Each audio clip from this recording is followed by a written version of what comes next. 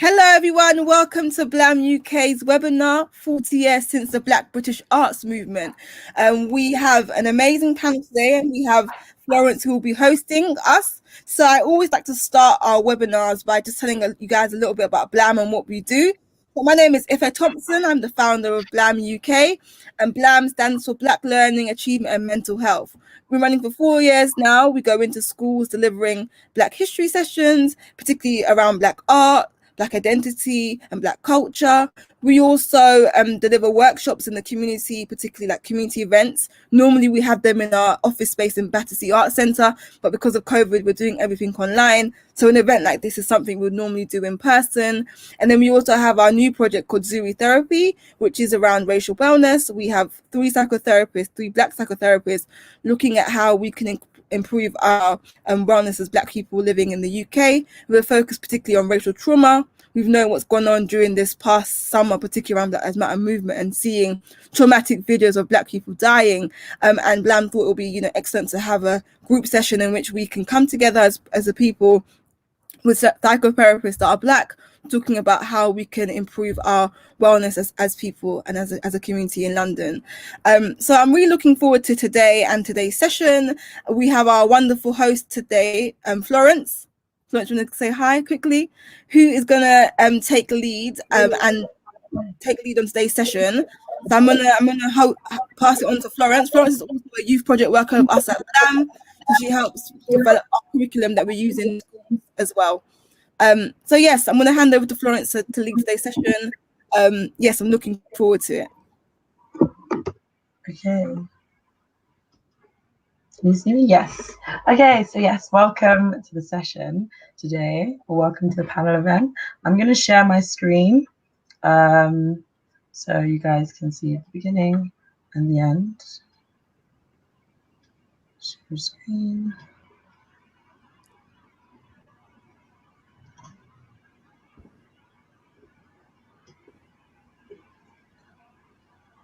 And the audio. Yep. Can everyone see? Yeah. Okay. Screen share ready. So we're going to have a quick presentation which Florence is going to lead on. Any questions, anything, please feel free to write on the chat. We see it here and we can take questions. So just a reminder, any questions that you have for any panelists, please be writing it in the chat. Yes. Okay, so today we're going to be discussing and talking about the Black British Arts Movement. So it's been 40 years since the Black British Arts Movement. We've got a number of panelists here today. We're going to be talking about how we're going to start with each artist talking about how their art is influenced and how it links to some pieces of art from the Black British Arts Movement, and also talking about their art in general, explaining some arts that they've put on as in exhibitions or they've put on for display. So we're going to artwork. We're going to have a discussion where there'll be questions that we've already prepared that we think will definitely facilitate discussion, and this will be followed by a Q&A. So if you have any questions, please write them down and get them ready. So the Black British Arts Movement was originally formed in Wolverhampton by the Black Art Group, is like a main part of it. They were in 1979, and it was a group of young Black artists who were like are the big people that people remember from them, because they raised questions about what Black art was, what identity was, and what it could be in the future. And so they were a group of people who were from British and African Caribbean community, and they put on a number of exhibitions and put both small and like big throughout the country. And they were known for like the art had quite a big political stance, and was, as you can see from this art in the corner, so it has like how the West was won. So it's not like it was art that was definitely influenced by looking at racial relations, and looking at like how this influenced life in the country, like Black people living in the UK.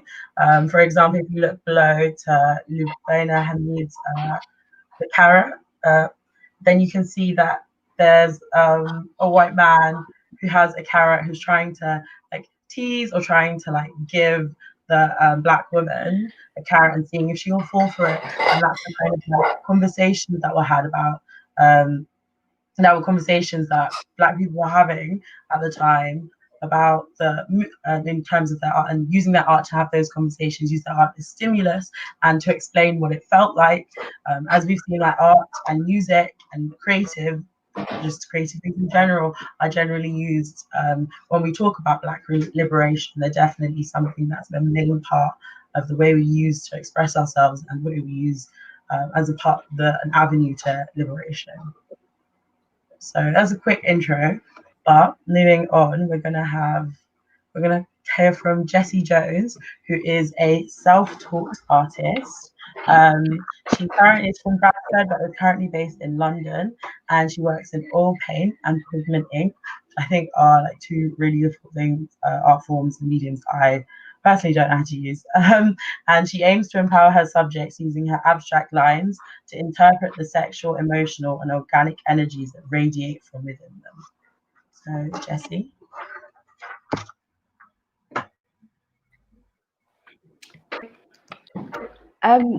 Yeah, this is some of my work.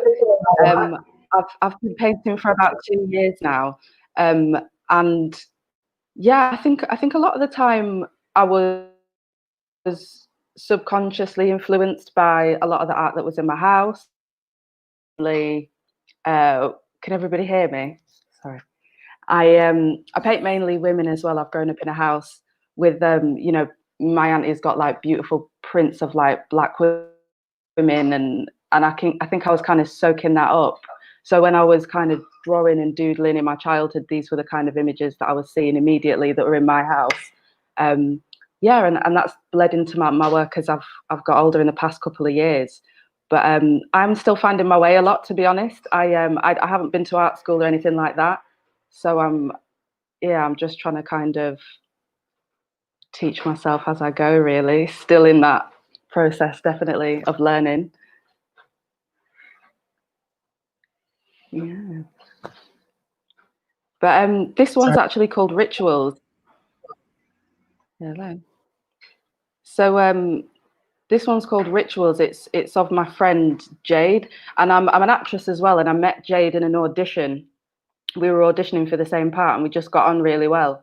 And we were chatting about theatre school and representation there and how it was, because Jade had recently been told that her hair was distracting in the room, which is quite outrageous, obviously. She had like extensions in and she was told that it was distracting. Talking about the relationship between like hair and how it's innate to Black femininity.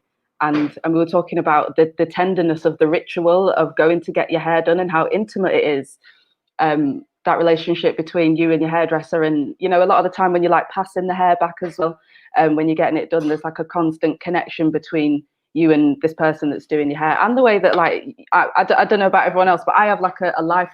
My hairdresser's been doing my hair since I was young. So it's like a relationship that tends to last a long time when you trust someone to be that person that's doing your hair, and being that with you that occurs whenever you go and get it done. But yeah, so I followed her to get her hair done the next time she was getting it done, and she was nice enough to let me take a picture of her and her hairdresser. So this is the picture of her getting her hair done.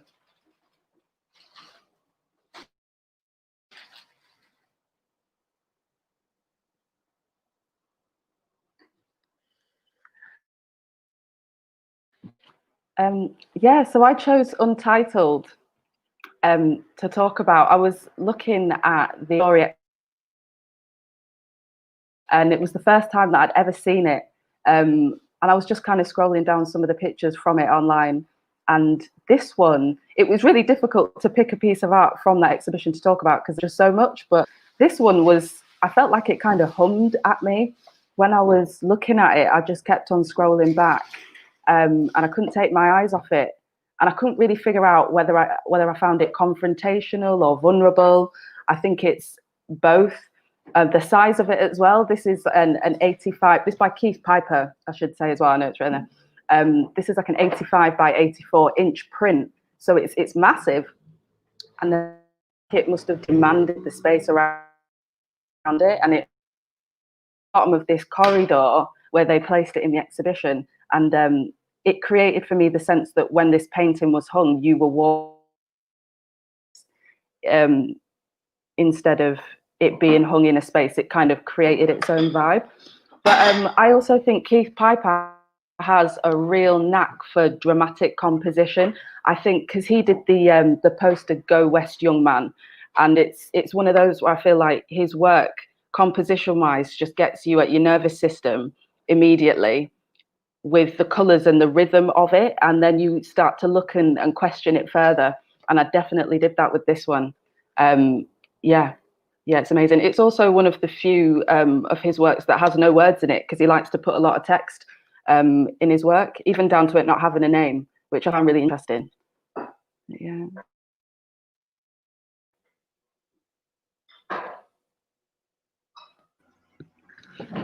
Yeah, no, that's fantastic. So it's interesting. Yeah, it's definitely interesting to see how your work is like different to Keith's, but also like still looks at like similar themes of like definitely drawing people and how it connects to like their surroundings and the issues that they're dealing with currently. I found the piece we talked about the hair really empowering for me as well, as someone who values doing my hair, as a Black woman who does my hair so often. The first thing when I saw the piece, I was thinking, oh my gosh, her hair looks so good, her edges look so nice. And the fact that you took time to get those important details in there meant so much to me, because I feel like we so see ourselves centered. So it was so nice to see even the edges were on point and, you know, really reflective of my experiences. And I like that. Thank you. Okay. Yeah, it was definitely important to capture. Say that she did a fine job on that hair that day. It looked great. Yeah, I might be going to her next. You don't know. Yeah, I'll hook you up. Thank you. Okay, so we're going to move on to our next panelist. So thank you so much, Jessie, for that wonderful explanation. We're going to now move on to Toby, who is an artist and co-founder of Represent Art London. So Toby was born in Warri, Nigeria in 1995 and is currently based in Liverpool. Toby is a visual artist, creating original paintings, prints, and sculptures that engage with African and post-colonial contexts and narratives of modern Black British life. So, Toby, if you would like to take the stage. Hi, I'm Toby, and this is one of my artworks called Mirror Me, and it's quite a large artwork. I always say it's about the size of a door, just for like scale. So it's like almost like true to life, as in the size of a body. And this was one of my favorite artworks I made in my final year of university, and I believe it's kind of like a culmination of research I was doing into my heritage, being Nigerian, and also not having been back to Nigeria since I was a child. So this painting has themes of kind of like nostalgia, because in the left-hand corner of the painting is a screen print of a photograph of my dad and I. And that's like one of my favorite moments as a child in Nigeria. And I use a lot of photographs from like my favorite moments I remember, or things that just make me happy when I look at them. And then the figure seated is kind of like a representation of me. And I'm kind of like, I like to paint myself because I don't think there's enough representation of Black people, Black women in like galleries and stuff. So yeah, during my final year of university, I started making paintings of myself, just to add to the conversation of like having Black bodies in white galleries and stuff like that. Yeah.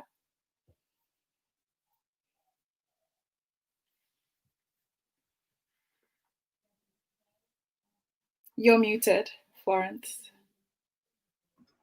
Thank you. Yeah, so yeah, this is another a completely inspirational piece of artwork. I definitely noticed the screen print when you sent it to me, and I was like, oh, there's a little picture inside the image. So yeah, that's definitely something that's also amazing. And as I said, Toby is one of the co-founders of Represent Art London. So we're going to move on to the second co-founder, who is Alicia Parcato. She's also an artist and is going to talk about some of her artwork as well. Hiya, thank you, Florence. Yeah, so my name's Alicia Pearl. Alicia's fine though. I'm also a co-founder of Represent with Toby. And this painting that's up here is a self-portrait. It's called Alicia Pearl Cato. I believe on the next slide it's got the title as well. Yeah, there we go. Oh, maybe not, but anyway, these are self-portraits, and these are also part of like my final year work from my degree, which I graduated from last year. I did fine art painting. I painted myself, my dad, mom. My work is really centered around my identity and like where I'm in as a Black African and Caribbean woman who lives in the UK.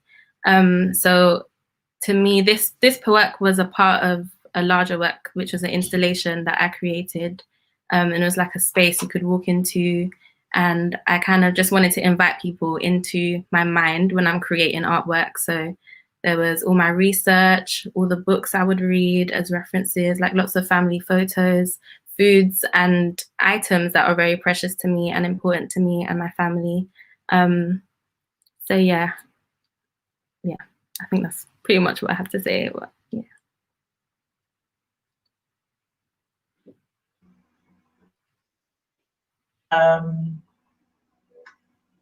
I didn't mention the bio there. Sorry, there's something that popped up on my screen. But yes, Alicia has just told us about her work, but she's a visual artist, and she also has a hand-painted clothing brand called the Culture Collective, as well as being one of the co-founders of Represent.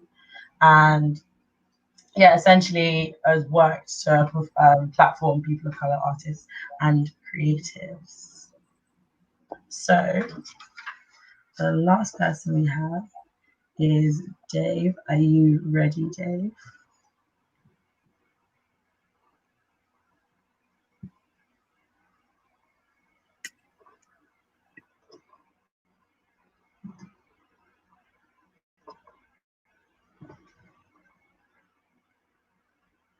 You are muted if you're saying something. All right. Okay, I'm ready. Thank you so much. And it's so great to hear about all this wonderful art. And it's really a pleasure to share the panel with such a distinguished crew. And I'm inspired by you all. I'm just going to share my screen and see if this works, you know.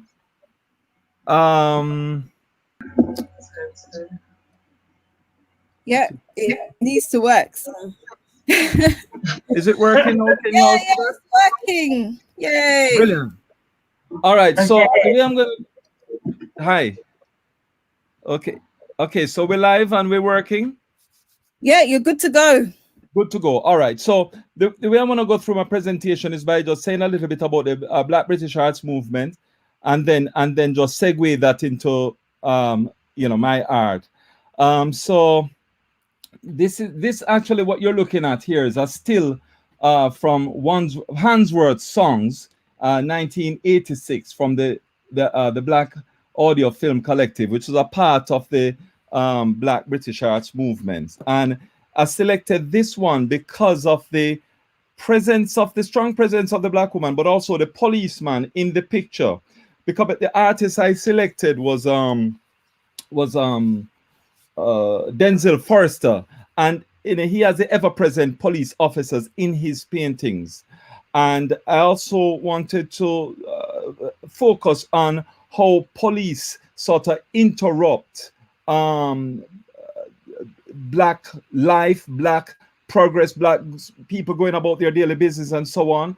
And so this image was very powerful to me. But also police are intricately linked with our work. If you look at Notting Hill Carnival, police are usually there dancing, enjoying themselves and so on. But there's also a sort of also a harsh sort of treatment as well. On another side, if you look at death in custody and so on. So you get this kind of this ever-present police officer that is sometimes fun or at the carnival or there to support you when you need them, but also a very brutal force in our community. And thus you get the birth of Black Lives Matter and so on. All right, so let's talk about Denzel first. Here's a picture of Denzel, born in Grenada, came here when he was 11, trained, went to art school and so on. And yeah, amazing use of color and light and sound. I mean, you can literally hear sound in his work, and I'll come to that a little bit more. But if I go to the picture that I selected to demonstrate his work, it'll be Brixton Blues. And here we have in Brixton Blues, you have an image of, well, this actually, as you're walking into Brixton Station, walking down the stairs, you will see this image there. And this came from a previous work that he had done called Three Wicked Men. And he reworked it to produce this work here. And you can see sort of the London Underground motifs on the hat here and in the record and so on. And he's kind of celebrating the underground. But there's a splash of Garveyite African colors here, the African Garvey colors, which is, you know, black movement across internationally as well, the green and the red, as you can see here. And so that's incorporated.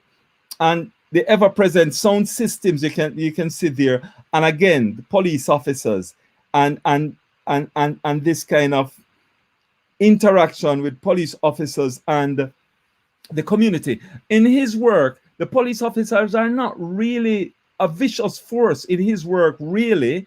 As you'll see, Denzel talks about wanting to include police officers because he said if he can draw them and represent them in his art as much as he can, he feels like they could get better. In his words, you know, they could get better. They could be a force for good instead of a force of cruelty. So you see that you see them here, and so you get the sound system. I'll just jump to the other one that he's done. This is called Domino Hunters, and this was inspired by him going to a black-owned nightclub called All Nations. Down in the basement, you'd have the people playing dominoes.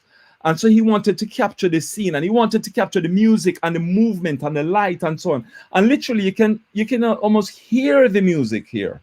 You know, it's so expressive, and you can see the movement. And he deliberately tried to do that. Again, you see the police officers at the back. He said when that, you know, nightclubs, you'd have All Nations nightclubs and other nightclubs playing, police would come and then the lights would go on and the music would stop and everybody's just you know, wondering what's going to happen next. And then the police officers leave and then the music go right back on and there's a continuum. So in that, I get the impression there of a disruption of black life, you know. I mean, the way Denzel describes it, it's not really the most awful thing. They come and then they go. But this disruption can range from something like, oh, the neighbor said you're playing the music too loud, turn it down, and then they go, nothing happened. To the other disruption where somebody is, as you've seen in the case of George Floyd, although that be in America, but we have our own cases here, suspicious action, suspicious death in custody here in the UK, where police officers are literally interrupting life itself and taking life, you know. And so although Denzel doesn't go that far in his art, he just has the police officers there. But I wanted to point out the hearing of the sound here. So you're hearing the reggae sound and so on. Now, I was originally going to go with Chris O'Feely because I misread it. I thought black artist, but actually it's black art movement. And I was going to choose Chris O'Feely's work. But Chris O'Feely, as you can see here, first artist of African descent to win the prestigious Turner Prize in this country. Chris is in this piece called No Woman No Cry. Again, I want to flag up the idea of music right? So No Woman No Cry, we all know, is a Bob Marley song. And when you see the title, you think No Woman No Cry, you hear the song. So again, it's not just a visual, but it's audio. You're having audio as well in the whole experience. And this is a very powerful piece done in tribute to Doreen Lawrence. And as you can see, it's a woman crying. Again, I'm moving off theme now because this is not the Black Arts Movement, because Chris came later, but I'm just segueing between the hearing of music within a piece and showing you another artist that you can hear his music in. And if you look and the detail, because Chris is about detail. By the way, the work you're seeing here has got elephant dung that's adorning it. It's the stands for the pictures you can see here, and it's the pendant for the necklace. And he has a special process to kind of create this. It's kind of lasting, this elephant dung and so on, to flag up the culture and everything. And here we have in the detail, in the teardrop of each of our tears, some of you will know this already, is Stephen Lawrence. If you can just zoom in, I chose a detail here to show you. So if you go right, this is a detail of the teardrop. There's Stephen Lawrence right there. And then as a cartoonist myself, I've, that's an art form that I've taken on. I actually celebrated Stephen Lawrence in one of my paintings earlier on during the year, during lockdown, when it was Stephen Lawrence Day. And I put that quote there.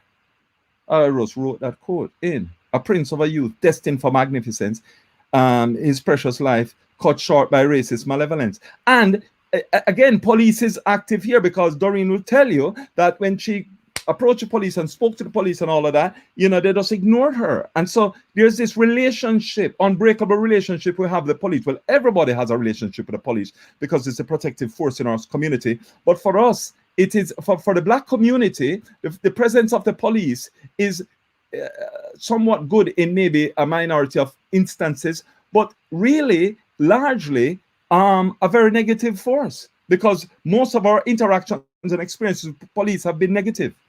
And so anyway, so here's, so I'm just introducing my art for the first time, because I'm going to segue to my art very soon.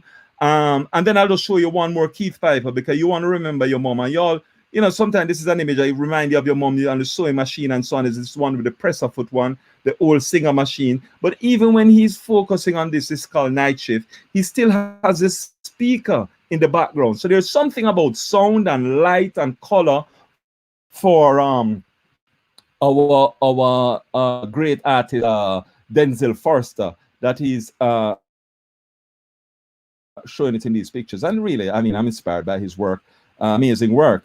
As I said, did I say already that the London Underground is probably the largest art gallery? I should have said, if I haven't said, the London Underground itself is the largest art gallery in all of Europe. If you think about the miles of underground that you have, and it actually considers itself an art gallery, because in there you can see a range of artwork spread across the underground. And this being, I believe, the most prominent one in Brixton Station, in fact, the most sought after place in London to live, Brixton, I would argue, although it's gentrified, and Forrester comments on the events a lot about the gentrification of Brixton and wanted to capture it before it was gentrified in that way, So anyway, moving on from the Black Art Movement to me, because that's what I titled my talk. And here's a segue. Of course, here I am. This is the piece of painting and the work. This is the artwork at Brixton. This is me live at Brixton Underground. And you walk down those stairs to go downstairs. So I just use that as that's me, coming down to my art. I'll show you a few of my cartoons that I've created over lockdown and continue to create now, just using the various inspiration to kind of create these pieces. The idea of the mask, we're in a masked era now, and the beauty, but there's still recognition of God as great, whatever, not fearing anything, not the virus, not nothing but God. And then if you remember, the Queen gave a speech during lockdown. Well, I said I wanted to give another speech, another Queen's speech on that very day. And yeah, and then I just wanted to remind of a phrase she used, social contribution to the community, and that is what's important. And then, some other styles, I was experimenting with my style of drawing and so on, and then talking about avoiding the malady, just writing little jingled poems and so on to go with it, keeping the R number under 1. You can look inside those glasses, you say R less than 1, trying to keep it less than 1. Again, Easter came around during lockdown. We never ever see a black Christ, and I definitely wanted to represent that because it's closer to the truth than all the images we see in the church, so I reflected that. But moving on now to the work that I'm doing in terms of public art and installation art, I'll show you 3 more slides. Here you have the work I did to commemorate the Windrush generation. And as you can see right there, you're looking at an old helium tank. And this is something that I'm sort of taking as a kind of a signature art for myself. Helium tanks are used to give air and height and beauty to balloons, and so that they float and they create this beautiful atmosphere, which reminds me of what the Windrush generation did by extending what they had on the inside, strength, resilience, all this intelligence and everything. They made this community fly, like this old balloon thing. Helium tank makes balloons fly, right? We made society fly here. And then it's cast away, like the Windrush scandal. These guys are cast away and deported and all these things, right? And I thought I would recover one, retrieve one, paint it in gold to say, this is you, you're royal. Then put the African colors, as you can see there, the blue, the green, and the reds, and the gold is still there. And a wind chime, Windrush to wind chime, to give it a sound as well, you know what I mean? And that's now a permanent art piece at the Goldsmith Center in South London. And then I'm always looking for opportunities, and I'll close with this. So I'm walking on the street and come across, what did I come across? These crates cast away with a suitcase beside it. I thought this could make an interesting piece here. And so went for equipment, painted it up, and to create a meaning. And this is the end of it. And this is it. So I put the English flags, which is controversial, very controversial English flags. You know what I mean? Because, okay, you might see them at football games, but mostly when black people say this, it's about division, it's about hate, it's about all these right-wing groups and so on. But here I'm redefining the English flag and redefining what it ought to be about after I painted it up. And it's funny that the neighborhood left it on the streets, and they left it there to be an art until the council came and took it. And I put the building material on top because I say, well, actually, which migrants came here to build this place. Actually, this is written across this, which you can't see in this picture, which I should have shown you, is the words, "We love migrants." And then I have the suitcase here. The suitcase was found on the street. I left it there to demonstrate how upturned people's lives can be. A suitcase topped over, but yet coming out of it is cushions, which was sort of like symbolic of the comfort that people gave. And before the seminar is finished, I'll find the right image to post here. But that's it. That's my presentation. That's the whole redefinition of the flags. But you cannot see the power of it here because you cannot see running across the middle piece there, "We love migrants," and so on. And then the whole idea of migrants' lives turned upside down, yet their benefit, like the Windrush generation. And then I'll just close with this. Thank you, I know, for your creativity, because this is always about learning about our creativity, but you've got it within you too. And the idea is for you to tap into your own creativity and do some art. Thank you very much. That's my presentation. Thank you, guys.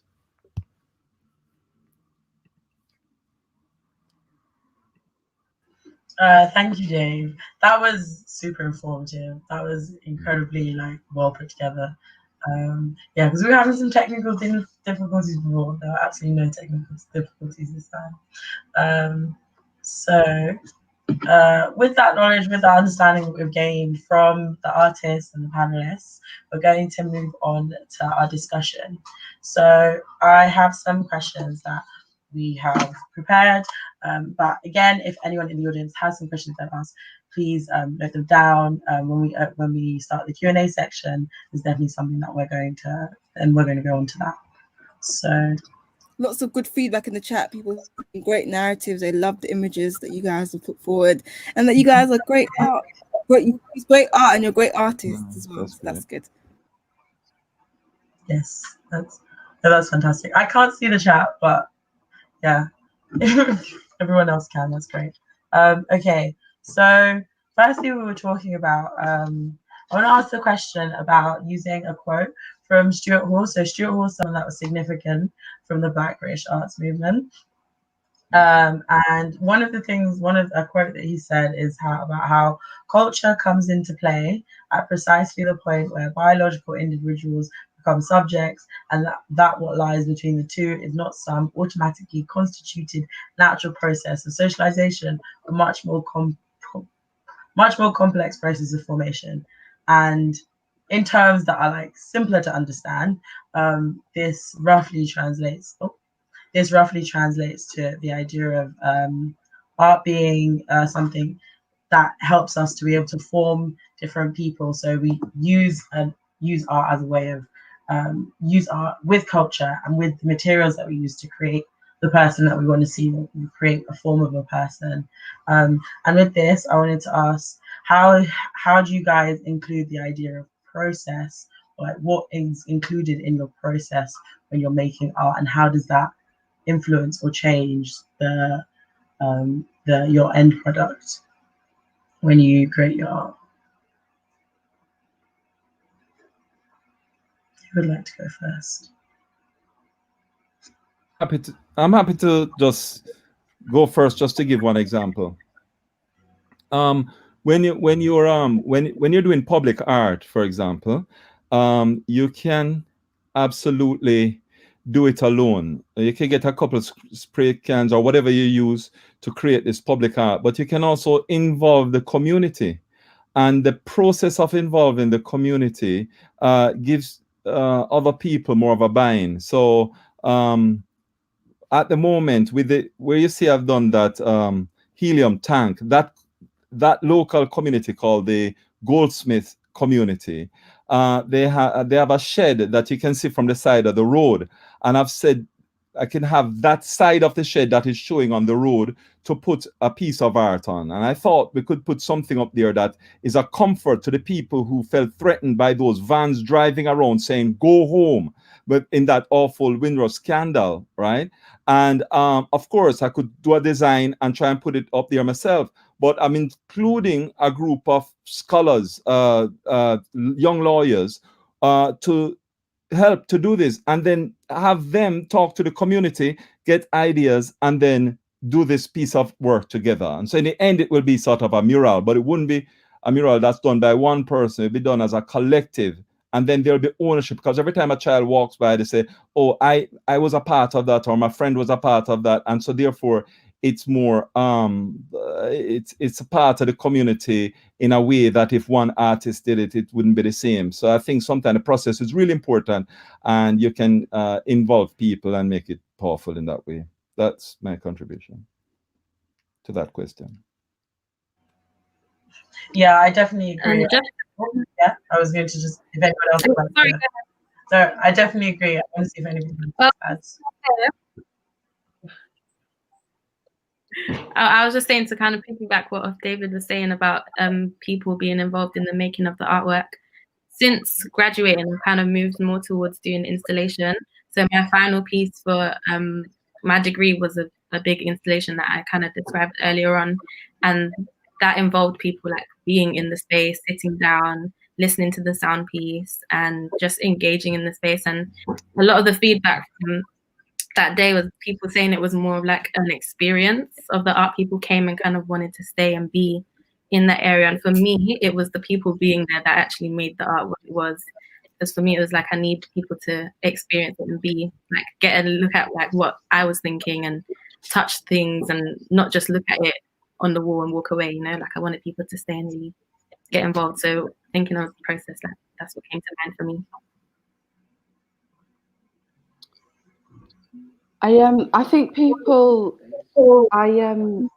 every portrait that I've done so far, the art has kind of come second to the conversation that I've been having with that person, even down to this one, that one.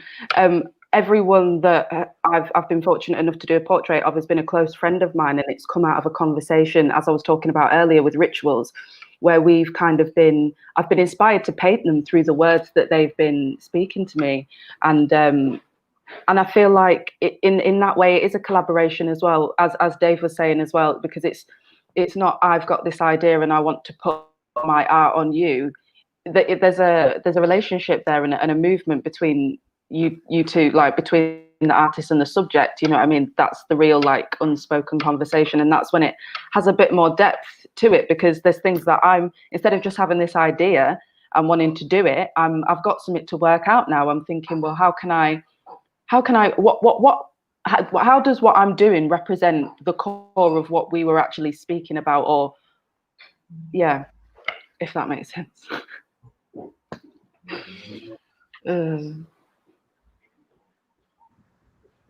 Thank you. That was great. I think it was really powerful the way you talked about putting the people in the center and actually making art with them, as opposed to, I think for them is obviously important as well, but with them I think is even more powerful. So I quite like that. Yeah, Toby, would you like to have anything to add? To make my artworks, I kind of start with the research from images, and I look at a lot of images from my family's past. And then I use these photographs and I kind of collage them to create a composition for a painting. So a lot of my work kind of mixes images from the past as well as the present to create something that lives now. And I kind of use that to represent myself in a way, because I've had these many experiences. I feel like I have like multiple identities, being Nigerian, living in the UK, being from Liverpool. So the processes that I used to make work through like collaging and researching kind of influence how I want people to see the work. Yeah, I definitely think what everyone's saying about having like mixing different kinds of media and different mixing like who's working on the art, the different ways that people can judge art, definitely makes it like more personal. As someone who like looks art and visits exhibitions, it's definitely something I feel like, I don't know if any other people would agree, it's definitely something that feels like you can relate to the art more and you can like sit in it as well as experience what the artist has given to you. So I definitely think that's something, especially as a Black person and living this art, like having art that almost like carries you or hugs you, I think is definitely really important.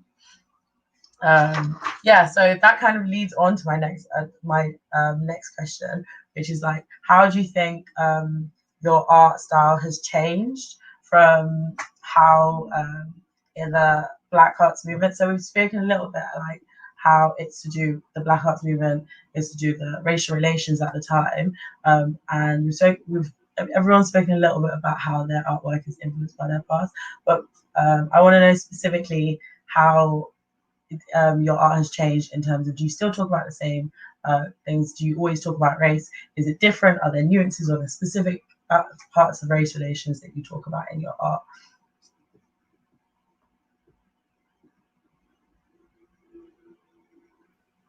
I think for me, my artwork's changed a lot. So I started off making artwork, what I say is for other people, because I used to paint like a lot of musicians and people that I really loved and respected, but I wasn't necessarily making the art that I wanted to make. And I feel like now I am. And it's less about the people that I used to pay homage to, like Kendrick Lamar, Lauryn Hill, No Name, a lot of like Black African Caribbean rappers and stuff. Now it's more me looking inward and getting in tune with my heritage and really trying to understand like where I fit in society, and using my artwork to express that and invite people in, rather than, you know, saying, oh, I really love this singer, I'm going to paint them. And yeah, I think that's how my art's changed. But the one thing that stayed the same is the fact that I paint Black people and that I paint on African fabrics. And I don't think that's anything that's going to change anytime soon. For me, it automatically has that me paying homage to my heritage. And that's always going to be there, whether I'm painting Kendrick Lamar or I'm painting my mom. So yeah, the African fabrics will definitely stay. for me, as someone who's a seamstress as well, I work quite a lot of African fabric. So when I see a piece, I'm like, oh, this fabric is so nice. And I'm always someone who pays attention to detail at the different wax prints. So it's nice to see it in a different form, And recently I went to the Somerset House was doing an exhibition called Get Up, Stand Up. And then there was like I think it's either there or there's another African art exhibition I had seen, books that had a cover of African fabric, and they're just kind of changing the way we see what is the norm, what can be the norm, and how we can stretch that. So I really like that. Now we can center our lived experiences, and I feel like you do that so perfectly. As someone who is Nigerian and seeing your West African fabrics and prints on your work, it's really powerful. Thank you. I actually wanted to ask, just as a quick follow-up question, what inspired you to use African art prints as like to paint on? And like, yeah, do you think it like changes the kind of I mean, obviously it would change the look of the work, but yeah, essentially what inspired you? What was the thought process behind it? So I started for the first time using African fabrics and wax prints when I was doing A-level fine art. And I went to a boarding school in Norfolk. I'm currently in London. I grew up in London. I've lived in London my whole life. I was born in Zimbabwe, but came here when I was young. So London is like my home, you know. So being taken out of this very culturally diverse city and being placed in, you know, this very white space, it was a lot for me. And it made me look at myself a lot. It made me realize how like that I was Black, and I really stuck out like a sore thumb. So it was kind of, it forced me to like address my race and identity. So I started doing a lot of reading, and I came across Kehinde Wiley's work, and I saw all these beautiful patterns in the background, and I fell in love with that. And it kind of inspired me to kind of recreate it in my own way. Instead of painting the patterns, I found fabrics that I really loved and used that on the background. And yeah, that's kind of what the inspiration was. And the more I looked into it, the more I fell in love with it. I also did textiles at GCSE. So I've always loved fabrics and working with different materials and trying to like piece things together. Sometimes I paint on board, sometimes I paint on canvas. And it's just, yeah, for me, I love experimenting, and it was an experiment that went well and I loved it. So.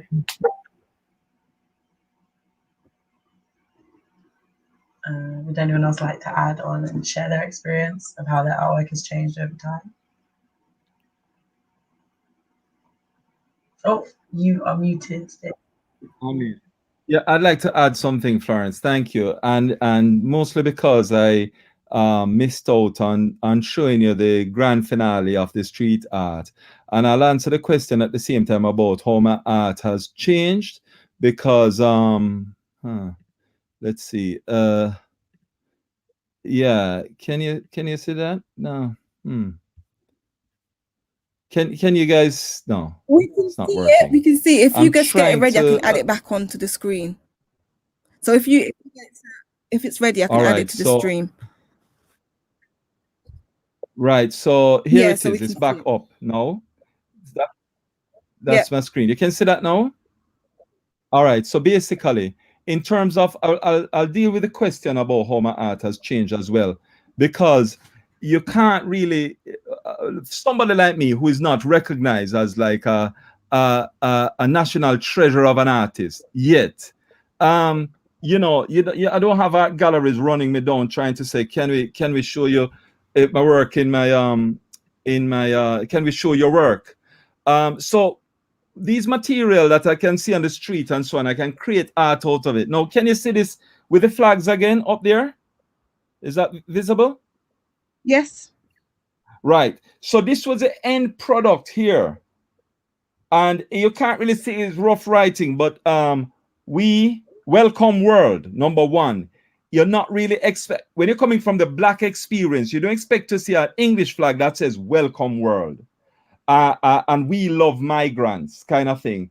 And interestingly, the community, this is the thing about art, because if somebody is not there when you're preparing the art and talking about it, they might not know the intention of it, because this, as you can see, you see the suitcase there is a part of the installation. The building material is a part of the installation, the building material on top there, which is to demonstrate that we help to build Britain. And basically, what the neighbors did in this neighborhood, they actually shifted, they moved the suitcase and the thing to highlight the art because they thought that was the art alone. And I left it because art changes sometimes, you know. You start one thing, I didn't want to kind of pull that suitcase out again because I'd already made a film and the point was already made. But in terms of the change of the art, there's art that you can show to your friends and people, but there's art that you can put on the street. And I'm now more recognizing that I can go to building sites and say to people, on your hoarding, would you mind if I put a piece of art here on your hoarding?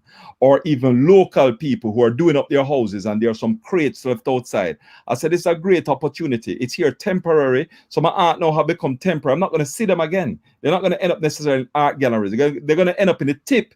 But it comes back to the original thing that I talked about, that there is nothing that's really rubbish or garbage. It can be transformed into something of beauty. And that's kind of how my art have changed over time. Thanks. That's it for that. Thanks for listening to that. Right, that's all. That's it. I wanted to ask, do you? Oh, sorry. No. I just wanted to ask if you often, because yeah, it's not necessarily like if you said, as you said, you're not always in galleries. So do you often have installations of art, like where you feel like where you see something and are inspired to do it, or just place it there, and like leave it, I guess, for community to see it.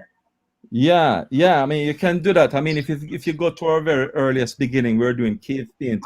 If you go right back to our ancestries, when we were living the way we were living, and we were occupying caves, for example, you'll find drawings there, drawings of people wanting to leave an evidence of their culture, right? And anybody who is an artist is not necessarily sitting around waiting for an exhibition. They'll create the exhibition themselves, right? Because you want to you want to send a message. For example, if you look at some of these graffiti artists dating back from Jean-Michel Basquiat, for example, the greatest graffiti artist, died at 27, sadly, one of the 27 Club. Now, he was going around putting stuff on walls, you know, tagging walls and so on, sending messages, say more, you know, challenging the structure and challenging the ideology of the time, challenging issues around racism and so on. And so therefore, you know, you kind of want to just kind of put it out there. And, you know, of course, I mean, I've gone to my local cafes and they've hosted exhibitions for myself, and I've had stuff in art galleries as well. But what I'm saying is that sometimes it's more real to leave a footprint that you'll probably never see again, but somebody will see it. Somebody will see this beautiful thing that you created and be inspired by it. And I think that those are some of the opportunities we can take. You can record it or photograph it or something, so you can have some kind of evidence of it as well. But I'd strongly recommend that people use the opportunities within their communities, local communities, to turn some of the stuff that are unsightly into interesting and intriguing object they are, you know, because you can do it. We can do it, you know, and I think it's a good practice. It's a good practice, and you can involve the community as well in doing it. That's it, really. I know, Jessie, you had something to add. I was just going to say, am I still on mute? No, I'm not. I think the importance of colour in the Black aesthetic, do you know what I mean, is something that just can't be ignored. Like, you know, not only is Black art so symbolic, but it is so colourful. And up until about 2 years ago, everything I just usually drew in pencil, and it was all black and white. You know, I love work that's in black and white, because, you know, I used to think, what more do you need? You know, when something can be just black and white, it can just be so impactful. But then I got involved with colour, and that's changed my whole mind, not even just my work. Like, it's made me hungry to do it, because I'm thinking, like, what can I mix with this and that, and what does this color mean? And I think that's something that's so, you know, innate to us as well. You know, when you think about kente and like how these patterns and colors, like they have so much meaning within them. Yeah, just the use of color is something that in my work anyway, I'm really starting to appreciate, and just I'm enjoying figuring it out, loving it.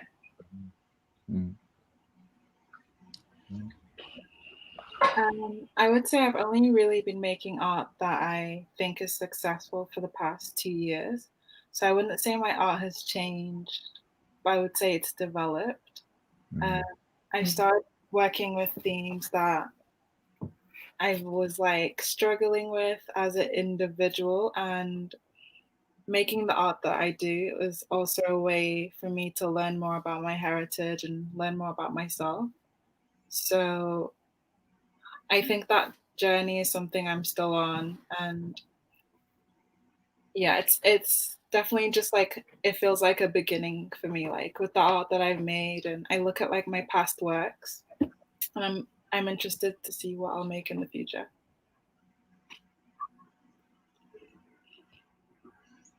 So that kind of leads on to what I wanted to talk about in terms of everyone's talking about like African influences and how that's influenced their art.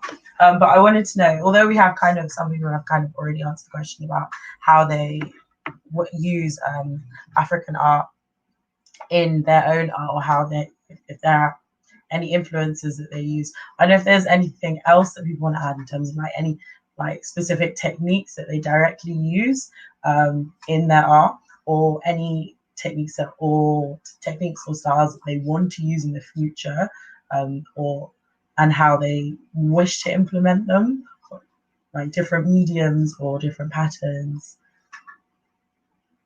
I actually made a bronze mask in 2019 of my face. I casted the mask out of my face, and it was kind of like a homage to bronze masks that I seen in the British Museum, and also like referring to my Yoruba heritage, Nigerian heritage. And the reason that I wanted to make the mask, because when I went to the British Museum, I saw loads of masks, and they look like people that I would see like in 2019, and I found that really like strange that these masks were hundreds of years old, but they look like people now, people from where I'm from. So I kind of wanted to create a relationship between myself and the masks in the British Museum by making my bronze mask. And the title of my bronze mask is actually called My Other, as a way to kind of speak of identities and kind of like the different faces or masks you have to put on as a Black person living in the UK.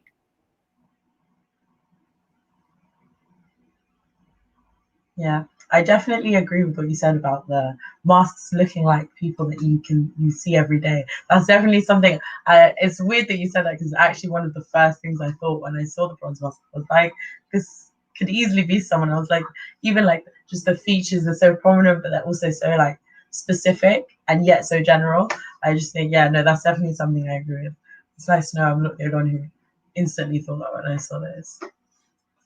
Yes. Would anyone else like to add something about African art? Or it doesn't have to necessarily be African art, but also just like generally of their heritage or aspects of different art styles that you would like to incorporate or have incorporated into your own art style.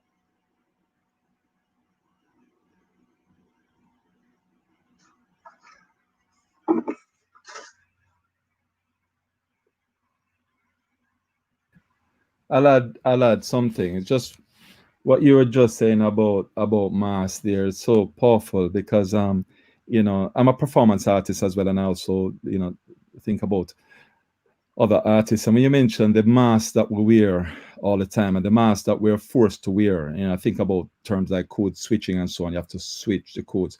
And as far back as over 100 years ago, you had the poet Paul Laurence Dunbar, who wrote the poem "We Wear the Mask." You know, it talks about we wear the mask that grins and lies, it hides our cheeks and shades our eyes. And then he says, "This debt we pay to human guile, with torn and bleeding hearts we smile."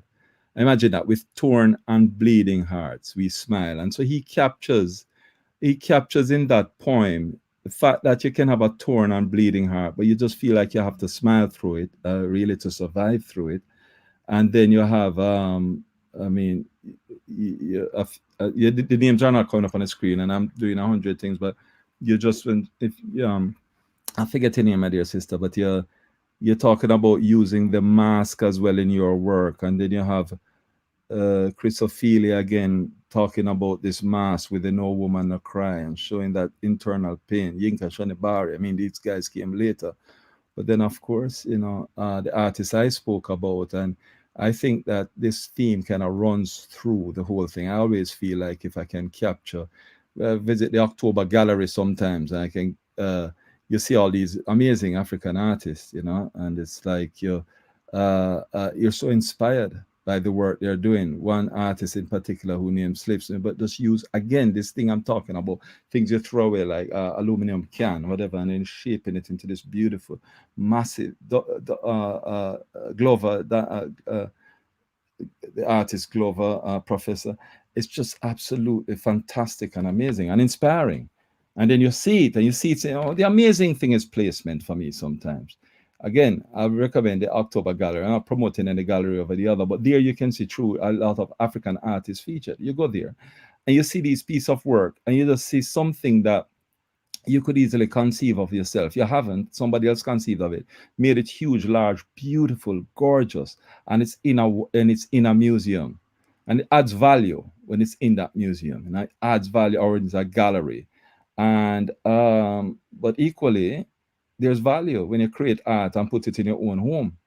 And there's even value when you put it on the street. And I think, as of somebody of African descent, I feel that, I'm always using these colors as well in my artwork that signals the African continent. These images you saw me use in that picture, really, the African Adinkra symbol that I used, which is I fear no one but God. Again, it's promoting it becoming reference. If you're going to reference my cartoon, you have to reference Africa. And that's part of the thing of using African influences, because if you become somebody who is referenced, you can't be referenced without your frame of reference. And if your frame of reference, part of it is Africa, then that becomes much more respected and highly regarded, which it ought to be.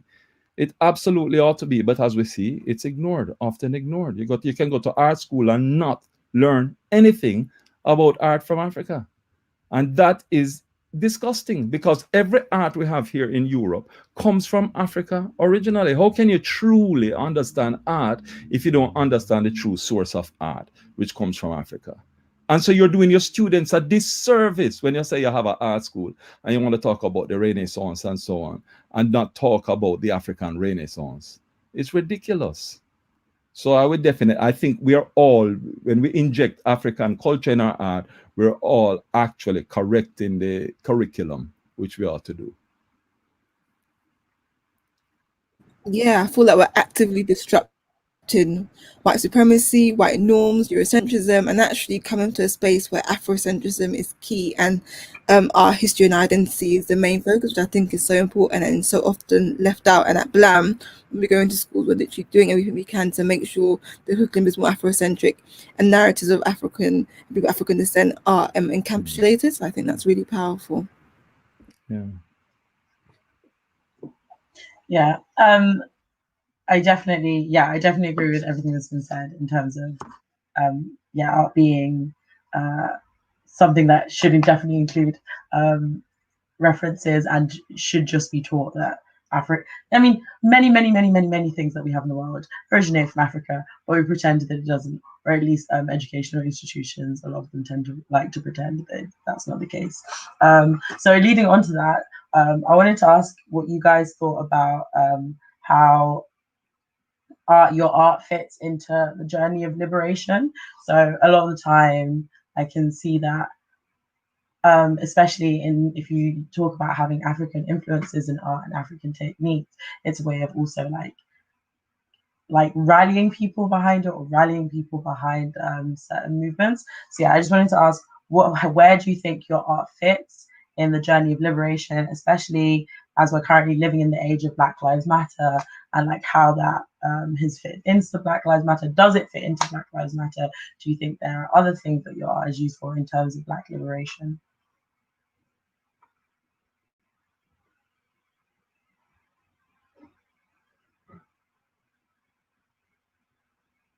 It's a big question. I think if Stuart Hall was here, he would answer that. He would probably need a few days, but I mean, he his articulation and it would be just so amazing, because that was what he was about in the first place. And that's, you know, we discover today, and those of you who, you know, research this information, and we realize, and those of us who knew, Stuart Hall was at the basis of the framing and the forming of the Black British arts movement, and you know, it being very important to have Black art on display to reflect our culture, our heritage, our background, to protest, to reflect our future, and so on. So it definitely fits into the journey of liberation. There was, I remember watching the Human Rights Film Watch, and there was a film I saw called Profit and Nothing But. It was a film about Haiti, and it was made by a Haitian filmmaker. And he said when he saw what was going on in Haiti and the oppression of Haiti by America, he got so upset, but he couldn't do anything about it. So he made this film. He made a film. So he directed it into his art. And I think that one of the crimes of cutting the art budget in schools is not recognizing that art is a way of people to express themselves. And this is so, it really is so important. And with a lot that we're seeing in Black Lives Matter movement, a lot of people will be motivated to march, and a lot of people will be motivated to campaign. A lot of people will be motivated to legislate and participate in different ways. But a lot of people have no other way of expressing themselves but through the arts. And so I think that as you challenge the whole idea of white supremacy, you want to deal with Black liberation, and want to bring equality in our society, then art is one of the pathways. And I really think we should do everything we can to make sure art is in every home as an everyday talked about subject. So people feel like it's accessible, young people feel like it's accessible, and so on, because it's a way to express oneself. And that's why you have, again, public artists, you know, talking about this thing. You even have white artists. If Banksy is white, I don't know, he might be black, I don't know, nobody who knows you. If somebody says a middle class white bloke from Bristol, but you have even Banksy representing Black struggle during when Jean-Michel Basquiat was being had his exhibition at the Barbican. And if you go down to the Barbican and you go to the Silk Street or one of those streets, you will see that Banksy piece of art, where he shows the oppression of the police to the young Black man, and you know, stop and search kind of image, you know. And so you know, I feel that, yeah, absolutely, artists have to play a role, and art is absolutely a powerful way of playing that role. You cannot look at No Woman No Cry, which you can probably see at the Tate Modern, because I think they bought it, and not be absolutely moved when you see this beautiful woman just there, and she's in tears, and in each tear drop is Stephen Lawrence, and you feel like, is there something out there that I can help, to be a joint, to be a part? So art can inspire you not just to be an artist, but to be a lawyer, to say, well, I'm going to get involved in law to make sure I can do something about Black life. The thing about art, it inspires everybody. It inspires everybody. And so therefore, I think that art absolutely have to be used. And you know, there are many, many, many examples of our art that you can see. Sonia Boyce, when you see her work, Chris O'Feely, Miss Himid, Lobena Himid, who won the Turner Prize. And when she took the Guardian, for example, and showed images, she took a newspaper that's supposed to be a left of center newspaper, a so-called right-on newspaper, and she pointed out the dozens and hundreds of instances where negative headlines are juxtaposed with a Black face or a Black image, right? That had nothing to do with those negative headlines, but they're there. And I suppose her point would be, if the Guardian can do that, then think about the Daily Mail. If the Guardian is doing that unconsciously, putting a Black face celebrating something great like won the Oscar award or something like that, but it's next to a negative headline, and she pointed out so many things, she made a work of art around it, then you can see that using art in this way to point out racial bias, and so on, is critically important. And as artists, yes, it can be decorative and all of that, but it also has its own utility in terms of challenging the structures of oppression in our society. And it's a brilliant way of doing it. It's when you talk about like Sonia Boyce and stuff there as well, David. It makes me think, you know, there was a time when they were told at their art school that there was no black scene, there was no black art scene, that it didn't exist, and how, you know, that actually just fueled them to prove a point. And, you know, a few years later, they're at the Hayward Gallery, you know, 24 Black and Asian artists creating that scene, saying we are here. And I was, Sonia Boyce said something interesting as well, because someone says, you know, how do you feel about creating this black art scene? And she said, no, we didn't create it.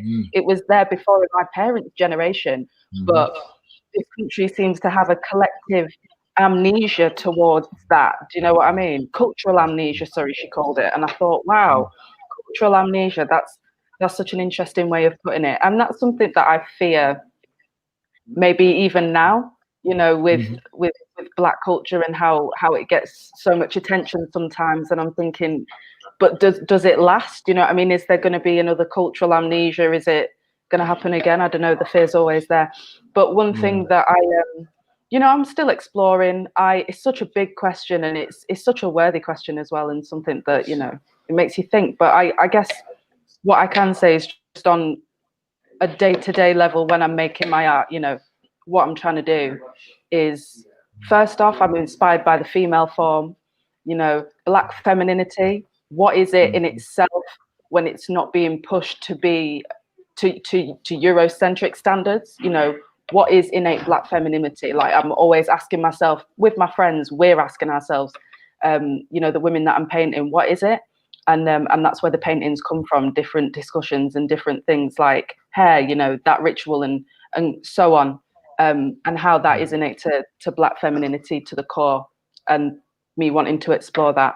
Another thing that I didn't even realize was really happening, but is, you know, the people that I paint, just because they're my mates, really. And I went to theatre school, so I'm really fortunate to have a lot of really creative friends. You know, the portraits that I've done so far, myself included, even a recreation of the Get Out poster that I did of Daniel Kayula, because I thought the concept of the sunken place was so incredible. Every one of those people has been a black creative, and it's something that kind of dawned on me after it was happening. I was like, wow, all these people are black creatives. You know, we've got, you know, my friend Sonny, he's a poet and an actor. Jade, in Ritual, she's she's an actress as well. Do you know what I mean? And I'm like, that's something that I want to maintain, because I feel like I'm in a way documenting it. How do I say it? Like I feel like I'm kind of documenting it as it's happening. Do you know what I mean? I don't know where it will lead, but that's something I'm trying to continue doing, painting black creatives, because I don't know if it's me thinking that a part of their creativity and what they're doing seeps into what I'm doing, or my interpretation of them. But yeah, and then also just trying to explore the black aesthetic. You know what I mean? Like, there's so much great art coming. I don't know if you've heard of Yesterday Night. I'm really inspired by him. He's a cartoonist as well, but he paints in acrylic. Like, there's so many different styles popping out on Instagram as well, which is kind of like a gallery. I've never been exhibited, but I'm on Instagram checking everyone out, and that's where I kind of live at the moment artistically, and how I discover the other black artists across the world. Yeah.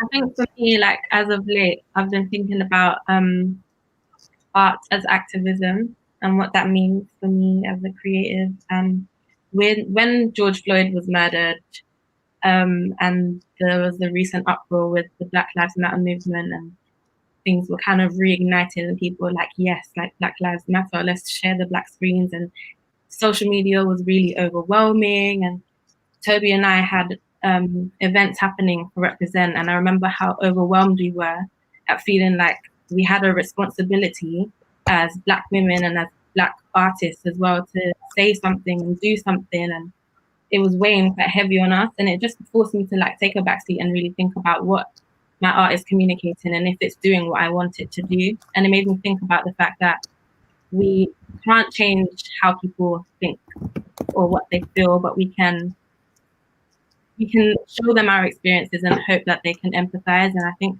when people begin to have empathy and can feel your experiences, when they can then go themselves and change their minds and do the research and, you know, work to undo these things that have been put in place by society to make them believe that all lives matter and that, you know, it's okay for what the police have been doing to continue. It just made me realize that what we're doing right now as creatives, Toby and I, like sharing our experiences and our thoughts about our identity through our artwork is enough. And if one person sees that and is moved by it, you know, then that's a step in the right direction. Yeah, I've just been thinking a lot about our art speaking for speaking and commenting on this movement, even if it's not blatantly saying like Black Lives Matter, you know. Lee Jasper spoke about just Black outdoor art as well, which is a hashtag I've been seeing, and I've been seeing the billboard posters, and whenever I see them, I'm moved. I saw one in New Cross and it said Black British history is British history, and I was like, you know, it had the Pan-African colours, and I picked up on all the Black aesthetic that was there as well, so I really liked it. And I think they've got other pieces of art similar to that as well. But yeah, it's about kind of reclaiming the space. Obviously, we're Black History Month as well. It's really powerful to kind of highlight that actually this is just history, and actually, you know, we can be seen as the norm. So yeah, I thought that was really interesting, and the work that they're doing is really powerful as well, particularly using art as a form of protest as well.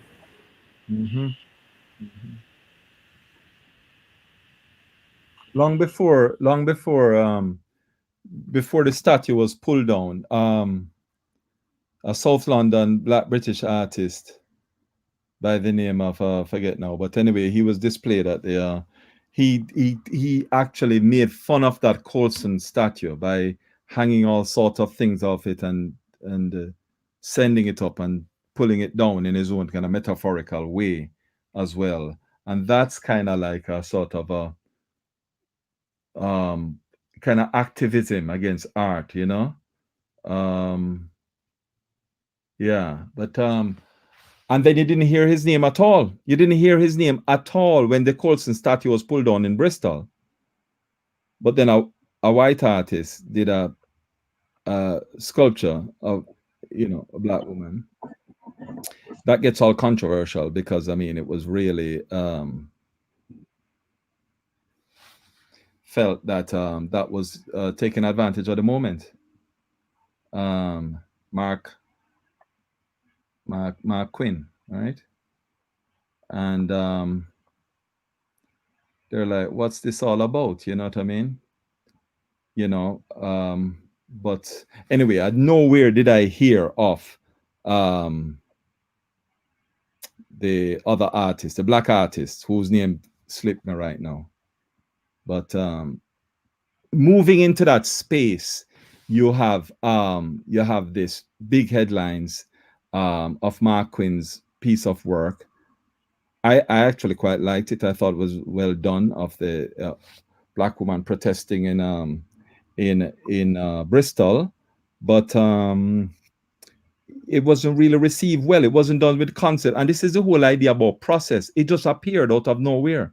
Nobody knew where was it. No organization. Nobody talked to an organization or got sort of the community on board or so on. So it just became a very controversial thing. Other people are saying, why are you profiting on this? I mean, I spoke to a number of white artists who thought this was really highly out of place, you know, in profiting from this moment in history. And he's not asking permission to do it. You see, he's just doing it. Mark is, that is. And yet, these spaces that we should be occupying and doing something about, writing papers on, creating art about having our say, standing on the plinth and making a point or so on. We're not doing it, and I think we need to rush in there and you know, rush into these vacuums that are being created by history itself, and being the voice, the lasting voice. You gotta, you know, if something like as significant as that happen, it needs explaining. You know, it needs explaining. And the first replacement was done by a white artist. You know, I'm not trying to give him a fight here, but where was the black artist? That was where was the organization around a black artist, a sculptor who could have done something and sensitively and posited up on the plinth. So this is, and it's almost a metaphor. It's almost a metaphor for how this all comes together. When we had the exhibition of Benin, the bronze that came, and it first visited the British Museum, and then it went to the Royal Academy, and it was curated in such a way that, okay, you walk in and you can't not be impressed by the Benin bronze. You can't be impressed by that art that predates David, for example. All right. Is it Michelangelo? Is it the David? Michelangelo or Da Vinci? I get them mixed up. But the seated, there was one called the seated, like a wise man, seated. This thing is pre-Christ. This thing is BC, way BC, right? And the beauty of it is just phenomenal. And the way it was displayed in that museum is that it was put right at the back with its back against the wall. And any art historian will tell you something of that magnitude and significant, you cannot put in a corner. You have to put it on a plinth so people can walk right round it to see the detail and the beauty of it, in the way you can with a David when you go and see the David in Italy. So if we're not, you know, playing more of a role, not just as artists, but as curators and how art is placed and displayed and so on, then, you know, we're not speaking the authentic voice into these art moments that need to be spoken into. And if people really, I think everybody's an artist at heart, but if people really think, well, they're not an artist, they don't want to have anything to do with the creation of the art, then if you're not somebody who has something to do with the creation of art, you have to be somebody who comments upon art, even if you're not creating art. And yet in our homes, many of our homes, art is non-existent and seen as foolishness in many of our homes. I mean, many people, many men, for example, will tell you that their parents would have told them, put down that foolishness, stop that foolishness drawing. You know what I mean? How many instances of great potential have we stifled in our community because we think boys ought not be interested in art, in creating art or commenting upon art or wanting to visit an art gallery? And coming back to the same Benin shows and these bronze shows that we've seen both at the Royal Academy and at the British Museum, when you go, you see black families there. And this is a source of campaign. This is part of it. If you touch it, you will feel the essence of your ancestors because they made it. There's something special. I remember a time when you could literally touch the Rosetta Stone. Rosetta Stone is now in the British Museum, covered in some kind of perplex. I've taken my uncle there and we've seen it stand up next to it and able to touch the Rosetta Stone. And you're touching history.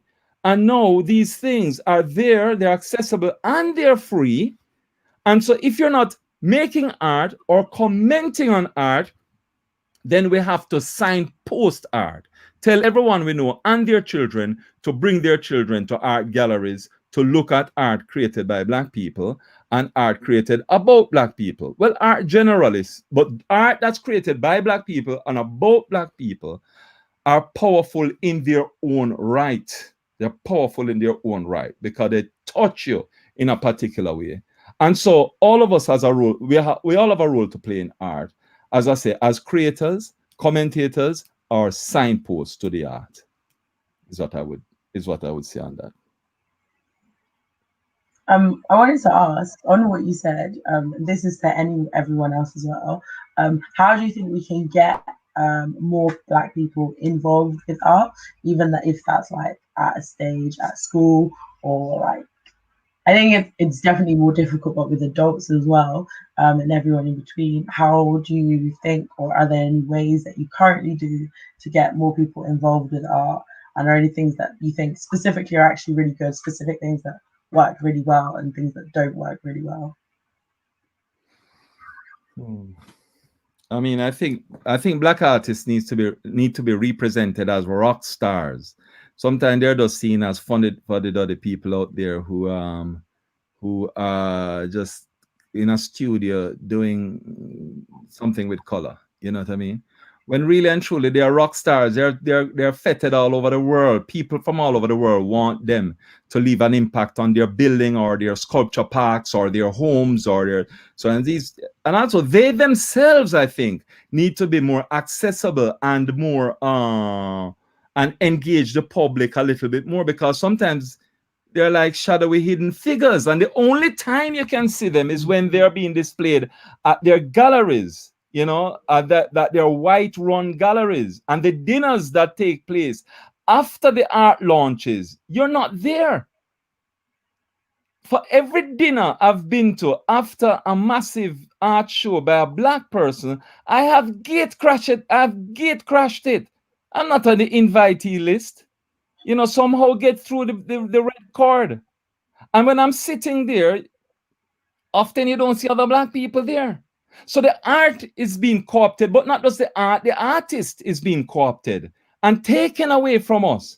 But we need that artist as an inspiration, the artist and their art as the inspiration, right? And we, our generation of artists, us here on this panel, have got to make sure that we make our work accessible and share and with other people, but also lobby some of the well-established artists to be included. You know, like, how can I get close to you? I'd like to write a paper about you, interview you, that kind of thing. I mean, Blam is putting on this event tonight, and they're sort of the box office artists, are not here. I don't know how hard we try, but I suspect we're the B team. You know what I mean? But really, we should have the A team, some of the A team on here, broadcasting and inspiring people. But if you want to see the A team, it's going to be through Tate or their gallerists and so on. That's the way you get access to the greatest of our art. And I think big artists, I'm sending a message to them right now, well-established Black artists. I know that you wouldn't get where you are without the big monies and the deep pockets and the people who recognize your great and brilliant talent, and they whisk you away and private jet you, fly you away to all these things and take every single opportunity. But leave a little pathway to us as well. Try and create. Yinka Shonibari does an amazing thing. Yinka has a studio where you are able to bid to display in his studio, and Yinka will, this is pre-COVID times and so on.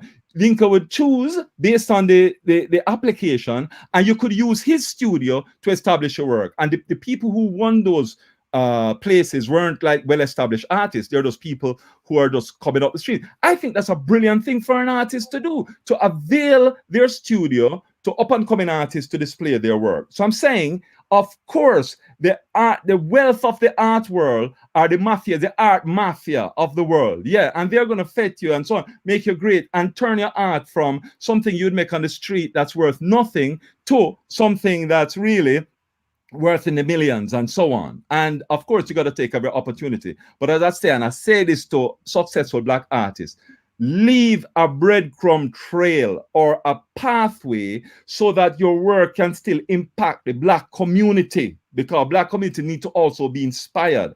And those of us within the art networks that we need to also push those networks. There should never be a week that pass in your place of work that you don't talk about art and a Black artist, because you're going to inspire somebody.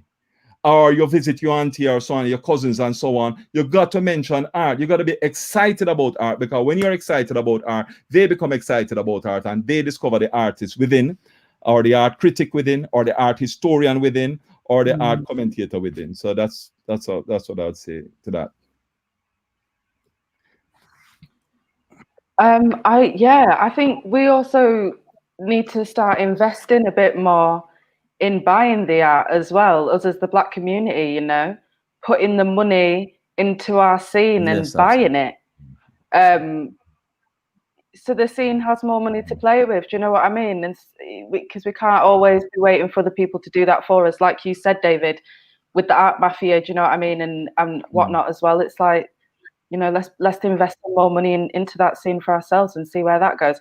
And I also think you raised such a great point about respecting art as well, which is the turning point in, you know, when you start calling yourself an artist. I feel like, and you know, I'm sure everyone on this call kind of can relate to this.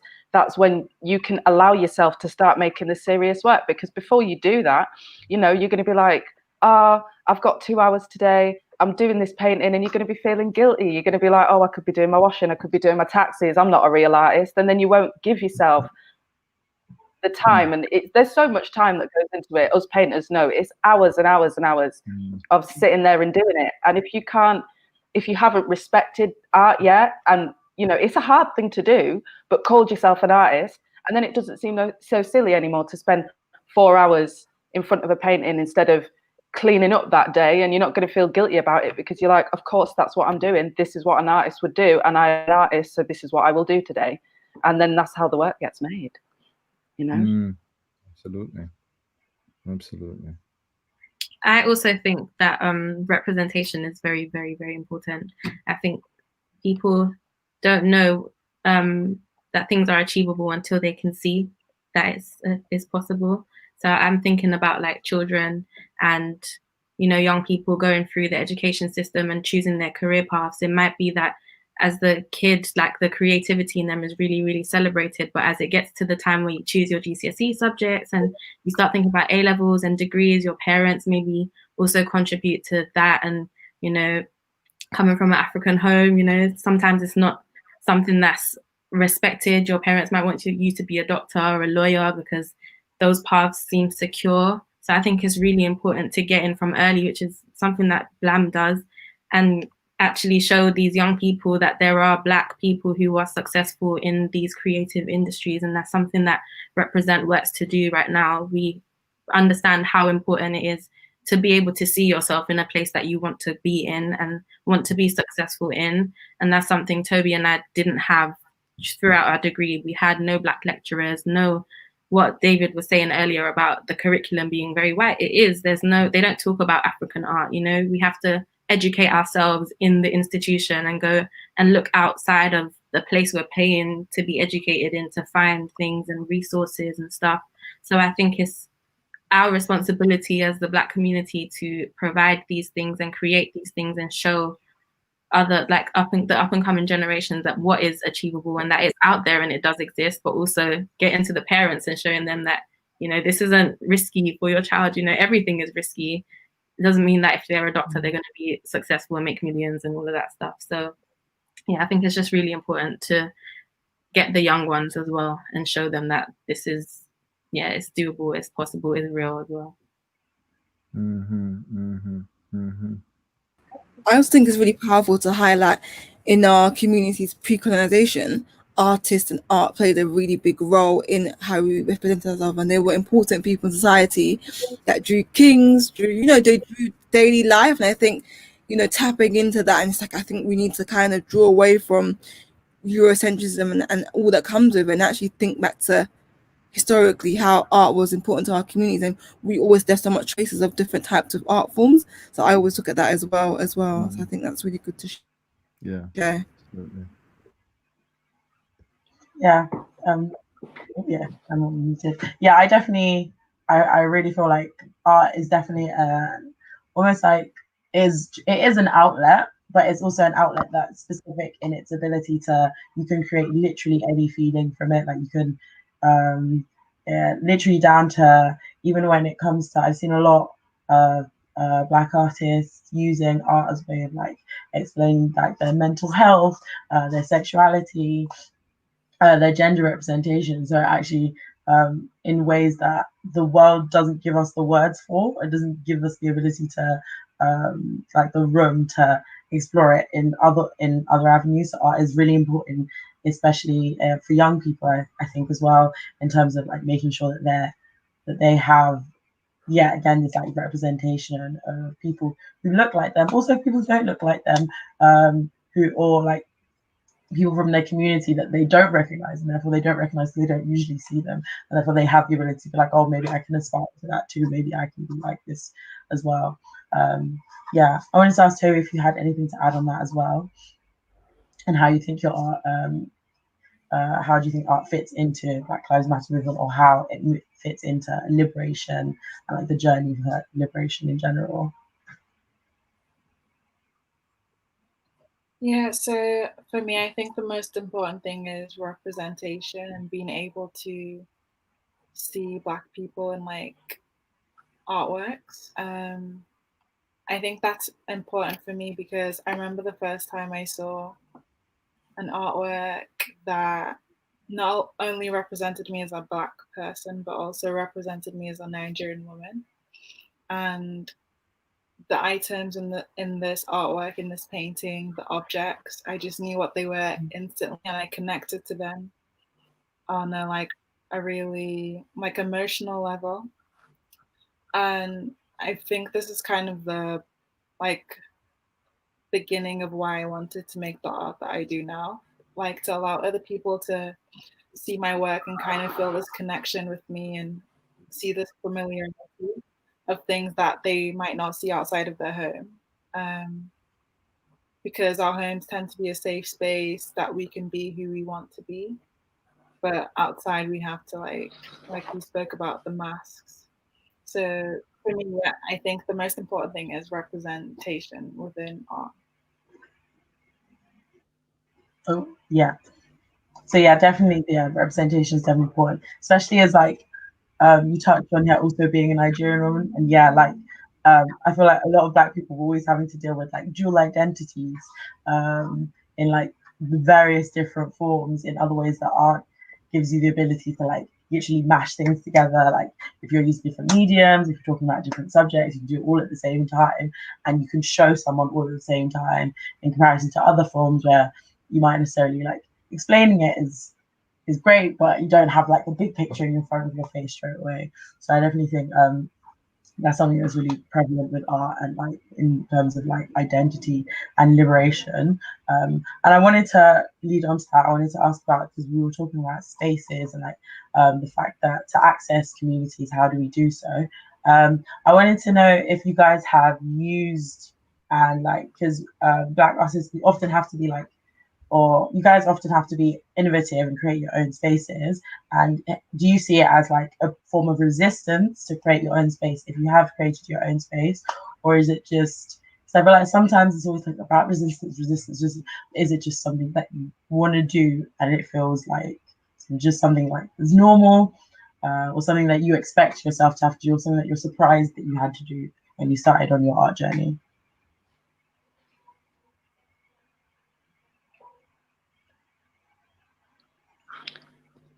Can you ask the question one more time? Sorry. Yeah. It can be a bit confusing. It's just generally like, have you created your own spaces? So I know that you talked about you, Alicia, talked about how you had immersive space for your art. So like, did you create it yourself? Did you have to like, essentially, yeah, did you create it yourself? Did you have to go?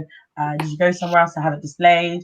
What does that look like? What kind of like, were you surprised by anything on that journey of having to like find somewhere to place your art? And do you think it changes how your art is received depending on like whether you put it somewhere you put it yourself, somewhere you put yourself, or like, yeah, depending on where it is? I don't know if that makes any sense. I think I kind of get you. Yeah, I get you. So the work that I showed earlier, were the self-portrait and portrait of my parents.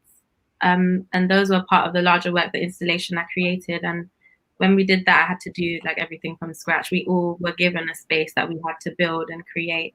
That experience for me was like mind-blowing. It's the first time I ever did an installation of any kind, because I've just been a portrait artist. That's been my thing. Like I paint people.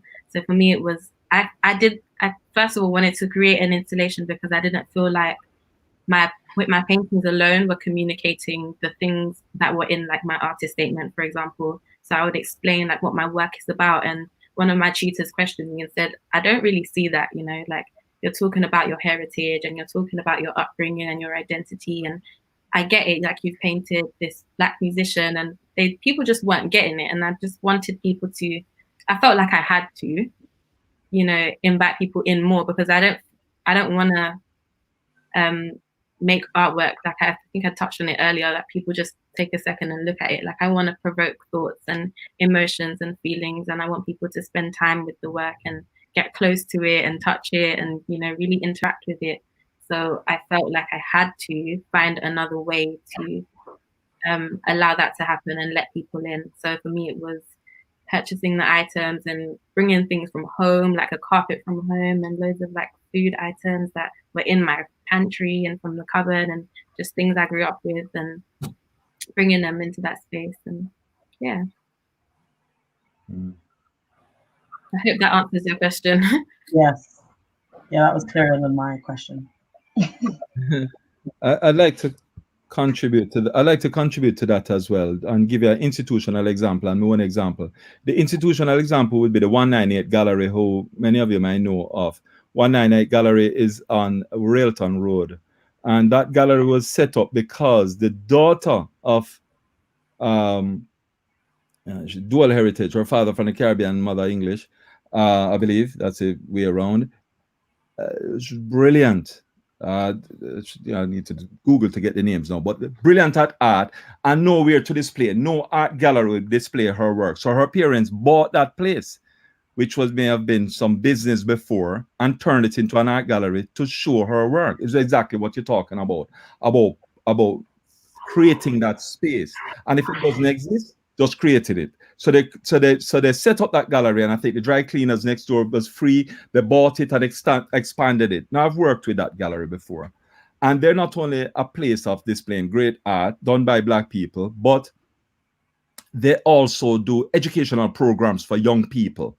And I've literally trained them in graphic arts, and I've actually hired their services to produce album covers and so on from a work, or even if I don't use them, just spend some money with the youth. They started to run a t-shirt sort of enterprise with amazing African designs on it and so on. And so out of that, by creating this space, then they created a home for other Black artists. Started out with their daughter, but then it became a home for other Black artists. And we see other examples of that that are more recognized, like INIVA, the Institute for Visual Arts for Black people. And then you have another organization that's about digital arts. And so you see, sort of like this coming together to create space for talent that's not getting the visuals anywhere else. I mean, I fancied being, let's just give you a personal example. I fancied being a barrister. I'm a barrister as well, but I wanted to be a barrister. I'm a barrister of law, called to the Bar of England and Wales, but I also wanted to be a barrister. And I went into a shop, and the lady gave me a test. She said, make me a cappuccino. I made her the cappuccino. She said, you don't have the job. Right? So I said, okay, fine. I'm not going to be a barrister. And then I said, as a compromise, would you give me this space? And then I just pick up my phone immediately and showed her my artwork. And she said, absolutely. I'll show you art here for a month. And so basically, it's just sometimes asking or demanding or just showing off your work, demonstrating the work, showing your work, so that people can see it and say, well, I like this. And it's like creating space for yourself. I mean, but for those of you who are not going to go on and on, but for those of you who know the Joseph story, it was when Joseph with the coat of many colors I'm talking about, it was when he was in prison. That most dungeon of places, that's the lowest you can sink. He was in prison. And when he demonstrated his skill being the ability to interpret dreams and so on, he said to the cupbearer, remember me, because I did you a turn. You saw the brilliance of my brilliance. Remember me. It's like handing out your business card. And you remember the story, the horrible dream, 7 fat cows being devoured by 7 gone. Pharaoh didn't know what to do, and so on, said, well, send for this guy. And the opportunity came. Well, a lot of, and so therefore, what I'm suggesting is that you've got to be confident, and so therefore, the rest is history. Whether it teaches a story or not, it becomes ruler of chancellor of the exchequer in a way, because he's seen for his great economic forecast when he said you got to save and then whatever. You know the story. But what I'm saying is that number one is to be confident of the art, your art. Show it off and demand the space. Ask for the space in some cases, beg for the space, buy the space, demand the space. But your art is not benefiting anybody but yourselves and your small group of friends when it is there to inspire the masses. And if you can consider the art that is under beds, in closets and wardrobes, rotting away, the very portrait of Mary Seacole was in some attic somewhere, and then it was found, and now it's in the National Portrait Gallery. Okay, so I'm saying people just think, okay, well, I'm not that great. Well, you are great. If you put pen to paper, brush to canvas, or digitally do anything that is of beauty or value of art, it is brilliant, it is great, and it's worth sharing with more than your family and your friends. You got to try and share it with the world, and you need a space to do that. You need a platform and a forum to do that. So never be shy to really push your art out there, you know, because I tell you, it's true, and you know it, that art inspires people. It inspires people, and it's not just for you. It comes through, as Khalil Gibran said in his book, The Prophet. It comes through you, but it's not even from you. It's not even yours to keep. It's just, you're just lucky to have your beautiful art coming through you, channeled through you. But it belongs to us. It belongs to the public. It belongs to the world. It belongs to all those Black children who want to look at a piece of work and say, oh, that's amazing, and have somebody tell them, yeah, that's done by that lady. And then they see a Black woman and they're completely inspired.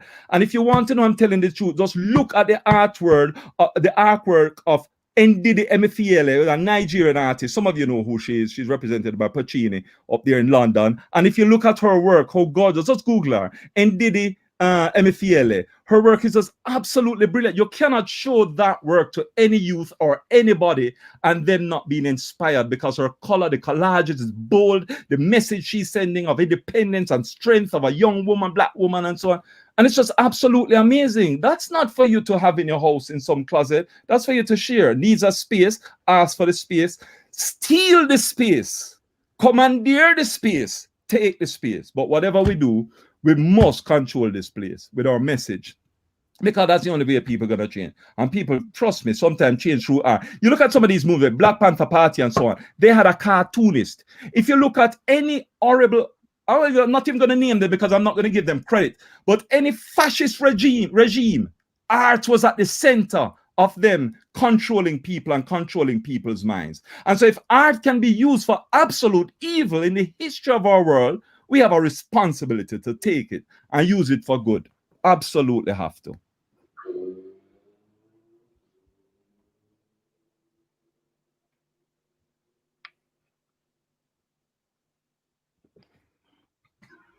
I'm on mute. Yeah, no, that's definitely true. I think art is so central to the way people, like, literally to the point where people, like, you don't have to be any particular, like, you don't have to have studied it, you don't have to have had anything to do with it to be able to see something and understand exactly what's going on, and have your own interpretations of it. And so, does anyone else have anything to add to what Dave said, or another idea? I do. I don't know if Toby wants to add on to it a little bit. I'll be brief. But this question, like, do you feel like creating your own space for your art as a Black artist was an act of resistance? In some ways, I feel like it is, yes, for Toby and I as represent, because that was born out of the lack of representation in our university and the curriculum.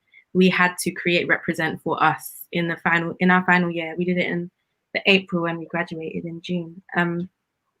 But yeah, we felt like we had to create that space because the university weren't going to do it for us. We invited 3 Black African women speakers to come, artists to come and speak about their artwork, share everything with us. And we went into a big discussion with all the people that came through.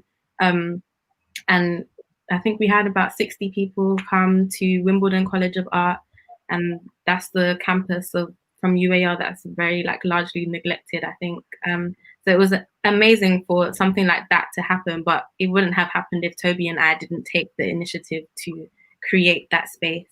And following that, the university have reached out to us multiple times. Different what do you call them? Different groups within that work for the university have come back to us to ask us to come back and do these things and keep recreating these events. And it's if you guys could have done that, but we as students had to show them what we needed.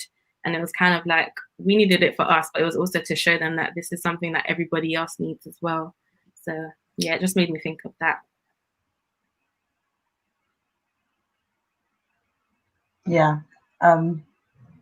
So I wanted to ask, moving on to the idea of art as a form of art spaces as a form of resistance.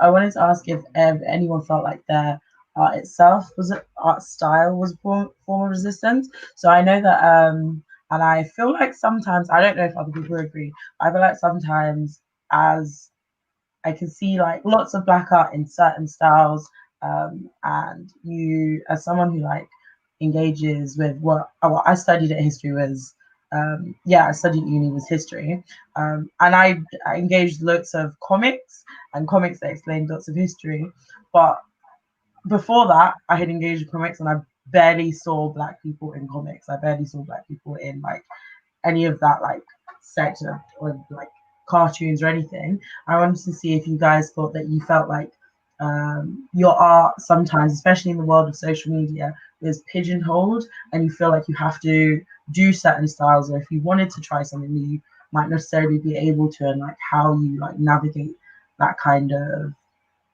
how do you use your art to navigate the world and navigate the kind of styles you can and cannot use, or feel that you can and cannot use.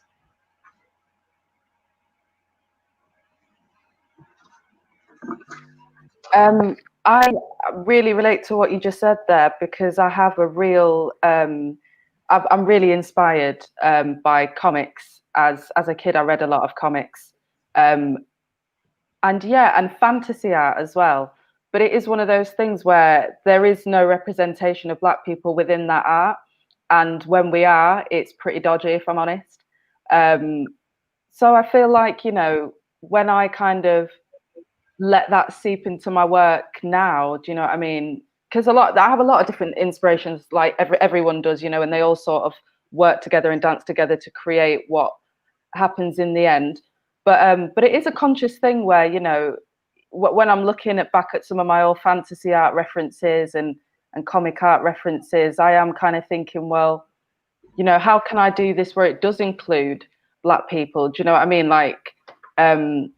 Just being aware of what's missing when you're checking back in with your influences. In terms of being pigeonholed, I haven't felt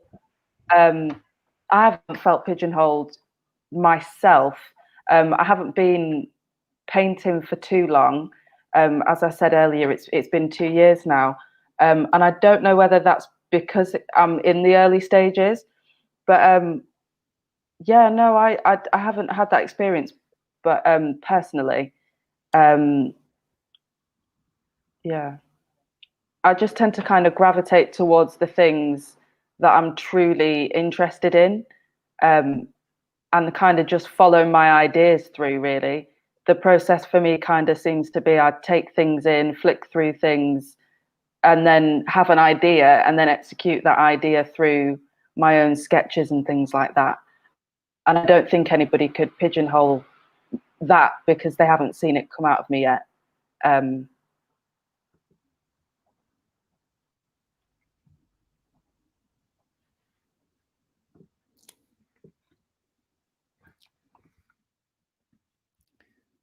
Yeah, there is a plethora of Black comics out there.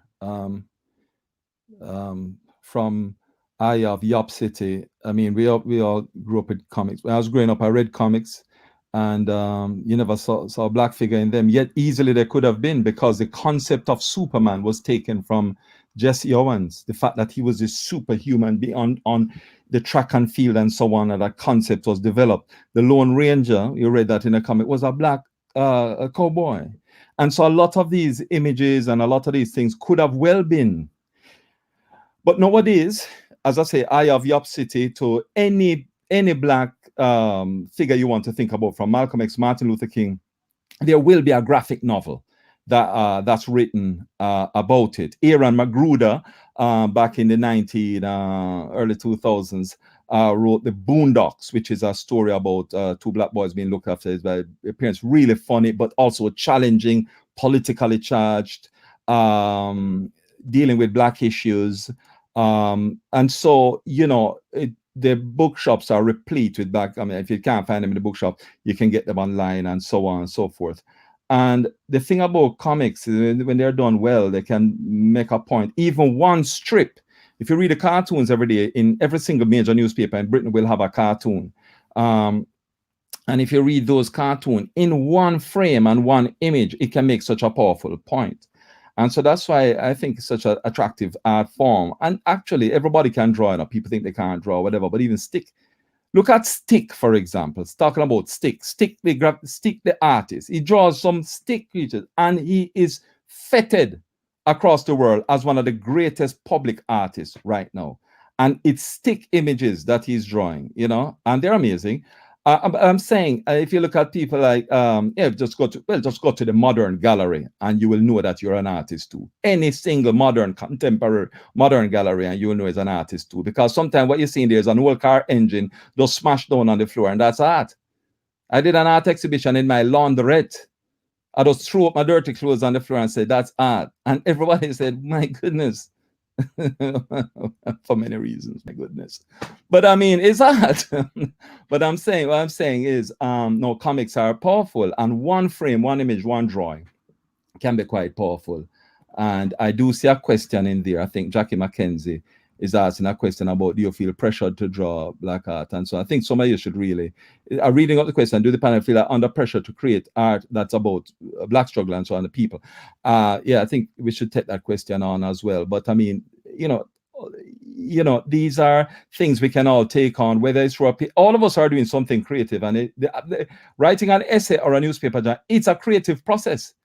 People think it's not a creative process because you're writing a journal article, you're writing something for the newspaper, you're writing an essay, or you're doing a dissertation. If people think that's not a creative process, that is an absolute creative process. Because how do you want to draw your reader in? You can't just write the facts. You do the research and regurgitate the fact. You want to frame it in a way to draw the reader in. All of us, our whole lives, the way we manifest our life is a creative process. Black people, we know that. Just the act of dressing up to go out is a creative process. You see, and it sends a message. And everybody, all of us, I mean, I always encourage the black community, all of us ought to do an audit of our wardrobe. Just look through our wardrobe and apportion the amount of money we spent in commercial shops that has nothing to do with black people and black people. Our shirts, you know, from your coat to your undergarments, right? How much of that money was spent in the black community? And give yourself a challenge. How can I, moving forward, spend my money when I'm replacing my item of clothes? Because that's part of our creative, from our head wraps to our chain, to our jewelry and so on. How can I spend that? Because that's an act of, that's taking power into our own hands. What about the art in our house? You know what I mean? I mean, what about the artwork in our house? I met an old lady one time who celebrated a massive birthday and got a lot of gifts. And I was begging her to take down some of the old art. And as I was climbing the chair to take down one particular art to replace it with something by a contemporary black artist, she said, "Don't touch Jesus." If you see what I mean. But you know, this is old school. This is old school where you all have that thing with, you know, the 12 disciples and so on and so forth. Represented. This is somebody, I showed you my black Jesus before. This is how these paintings were done in Lalibela in Ethiopia, but then changed in Italy. I'm just saying that so therefore, I mean, I come to Jackie's question, the impetus for me to put black people in the art is really a political process, but also a process of getting it right.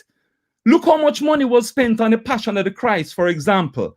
And the filmmaker, Mel Gibson, said he wanted to get every detail right. So much so that the language he used in the film was a dead language known as Koine Greek and Old Hebrew. And yet, the star looked nothing like Jesus would have looked. So in correcting some of these images and trying, for me, really, it's not really a pressure, but really one of those correcting history and getting it accurate and getting it right and liberating everybody when people can see their images. And that is the birth of the Black cartoon movement, where people said, well, I can't see my images in these things. I'm going to draw myself. So people like African-American student, Maryland University, Aaron Magruder, started Boondocks, and it became a national subscribed cartoon. I know you can get the books and the back catalog, and then, you know, from everything dating back to Che Guevara to any kind of political leader you want to study, it's in cartoons. And as a matter of fact, I'll leave you with this one. Cartoons are so important, and comic books are so important, that when the United States came to write the report on the 9/11, what happened in 9/11 with the terrorist attack, the official report is a comic book, is what it is. And the reason they made it a comic book is because they wanted every American to read it. They wanted everybody. So if your art can appeal, sometimes you look at art and somebody say you wouldn't understand this. It can't be art if you look at youth and say you wouldn't understand this. Everybody have the ability of interpreting. But they wanted even the youth to be able to read that comic book, to read that bit of history. And so therefore, I would suggest that even these universities who force us to write these long dissertations in words only are missing a trick. And when we're trying to document our ideas and our thoughts, and we constantly put them only in words, we need to go back to our oral tradition and our visual tradition and mix it up a little bit and create something that is multimedia and beautiful to draw people in, is what I feel. And I think then, and truly then, we will look in our wardrobes one day and find that the amount of money we spent with people of African descent in terms of how we adorn ourselves exceeds the amount of money we spend with people who really don't care for us and don't invest in our community. I'm not trying to tell that as a divisive statement. I'm just trying to make it as a statement to balance out. You have great power in your 10 pound. You even have great power in your 1 pound. Make sure that the money you have, large or small, is a portion wherever you can that some is spent in the Black community. You have a duty to spread that money around so that everybody can, you know, sort of benefit. And not really a communist, but some of those ideas are biblical. Thank you for sharing that, David, the power of group economics. And if you're interested in doing more to support Black businesses and support the Black community, there's a card called the Jammy UK card, which is a special card where you get discounts off shopping in Black stores. So that's a good idea. I thought because David has answered one of the questions from the actual audience, I want to take a few questions from the audience quickly. So to start with Jackie's question, which is, do the panel feel under pressure to create art that's about the struggle for Black people? I know David's answered it, so anyone else that wants to answer that? And then we've got one specific for Jessie as well. So yeah. I personally wouldn't say I felt under pressure to create that work, but I would say that there's the expectation for Black artists to comment on it constantly. And I feel like I'd make paintings of Black people, but I also make abstract artwork, which is just colors. And that for me is like a really like expressive art form for me to relax, and it's very therapeutic. So that to me is just as important as the portraiture. And I share that like on my social media platforms and on my website as well. It's not just the Black figure that you see. So I don't think I've personally felt that pressure that I have to do this for my people, or I have to comment on the struggle. I want to, and I have a desire to, so I do. And I think it's my responsibility to as well.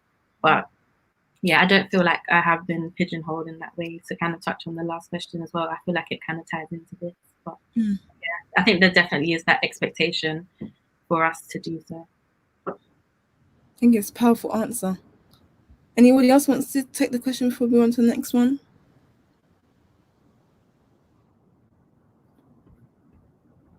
Yeah. Okay, we're going to move on to this question we have for Jess. It says, can I ask Jess, as she's discovering and engaging with a Black aesthetic, what for her are the elements or are its elements? And if this is likely to change as you discover more. You're on mute, Jess.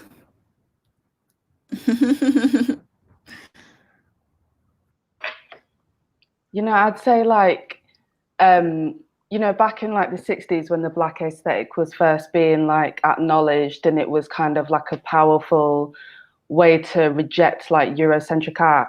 You know, typically it's from what I've seen, I don't know if, you know, anyone went to like Soul of a Nation, for example, but there's just so much bold colors is the kind of thing for me that I recognize from Black art. Bold colors, symbolism, and pattern seems to be three of the things that stand out for me. But it's changing so much, like even from Instagram, as I was saying earlier, where I see a lot of my art at the moment, like on my phone. There's so much kind of like cartooning as well, do you know what I mean? And like graphic design art and fashion as well is coming into that. You know, what people are wearing outdoors is coming into the art as well, and that's something that I'm trying to do as well. You know, I like to kind of incorporate the things that I see people really wearing. Like, you know, if this is what you wear, then let me paint that, you know. On top of that, I guess I'm trying to add to the Black aesthetic with what I'm doing, which is my kind of lines and things that have come from a lot of different places, but just the ideas that I've got. And, you know, the abstract elements of that and the colors that I use, I hope contribute to that as well. But yeah, I'm seeing a lot of different things at the moment on Instagram. I'm trying to think of, well, I mentioned Yesterday Night, for example. He's an artist on Instagram that I would suggest checking out because his art is amazing. And what he's actually been doing at the moment is doing portraits of memes.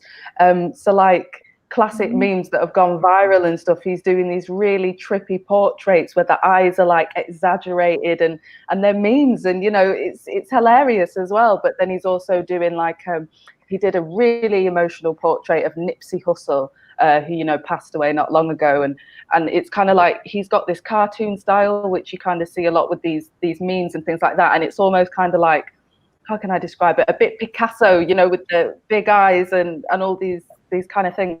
But then, you know, he can also put all of that like comic energy into a portrait of someone who's passed away, where, you know, it's a cartoon, but it's no less emotional.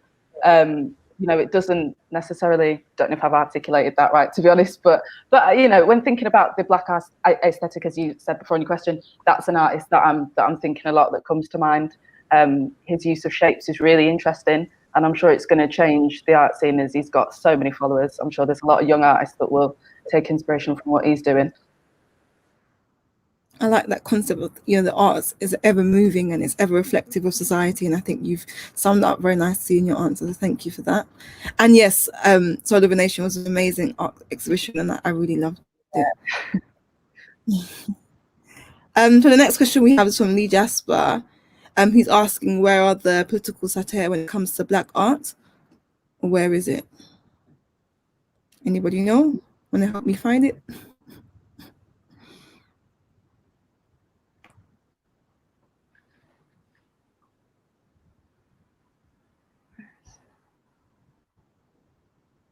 Or was it a space that everyone's still looking for? Is that safe to say? Because I don't really think I've come across much. But maybe because we don't have our own political news mediums as much, maybe, I don't know. Like, you don't have like, I mean, you have The Voice, but I mean, it's not as mainstream, I guess, maybe, I don't know. Maybe there's something about it being too close to the nerve at the moment. I don't know if that might be a thing, if people need to take some more time before they start to approach it with satire, if it's something that isn't around. I don't know. There's definitely a space that needs to be developed in terms of the visual side of things.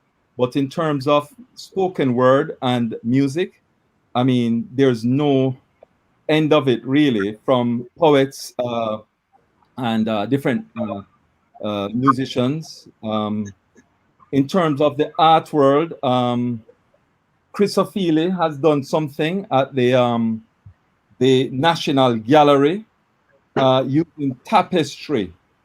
He didn't do the tapestry, but he did the design, and he featured Mario Balotelli in the artwork.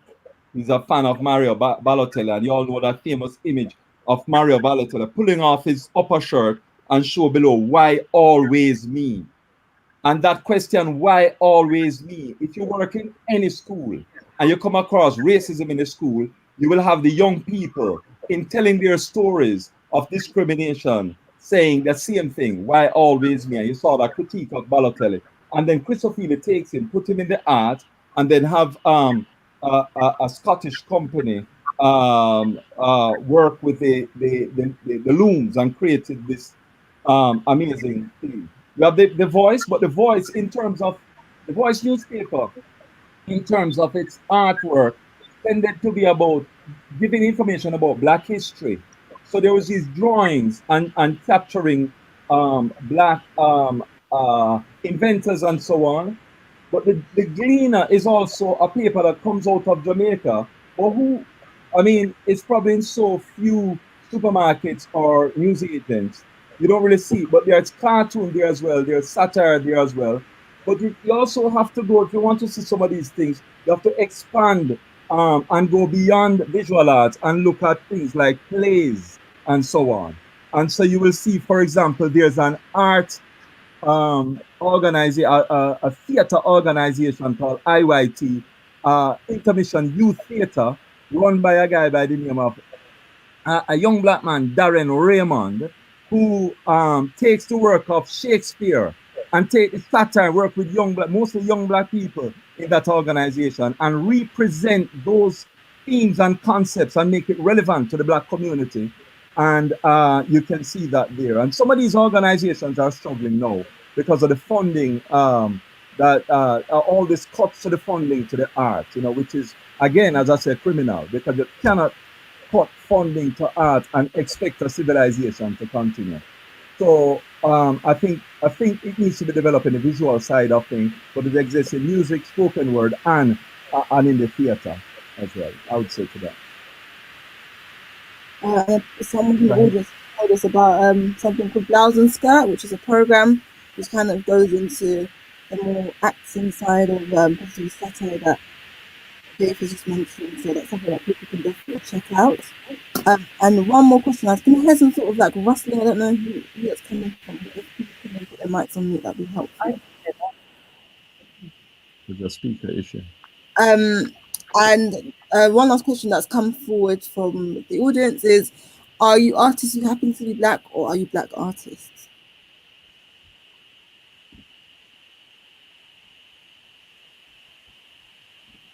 Anyone want to go first with that question?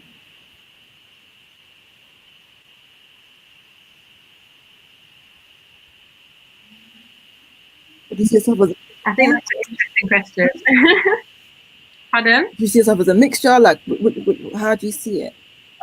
I was just going to say, I think it's an interesting question. I don't think I've thought about it that way, but I definitely think, like what I was saying earlier about there being an expectation for the Black art community. I think calling yourself a Black artist means that carries like a certain expectation or stereotype. I think of myself as a Black African woman who makes art.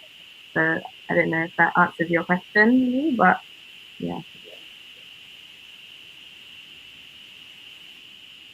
It's an interesting question. Lots of people would say neither. Lots of people would say both, and lots of people would say neither.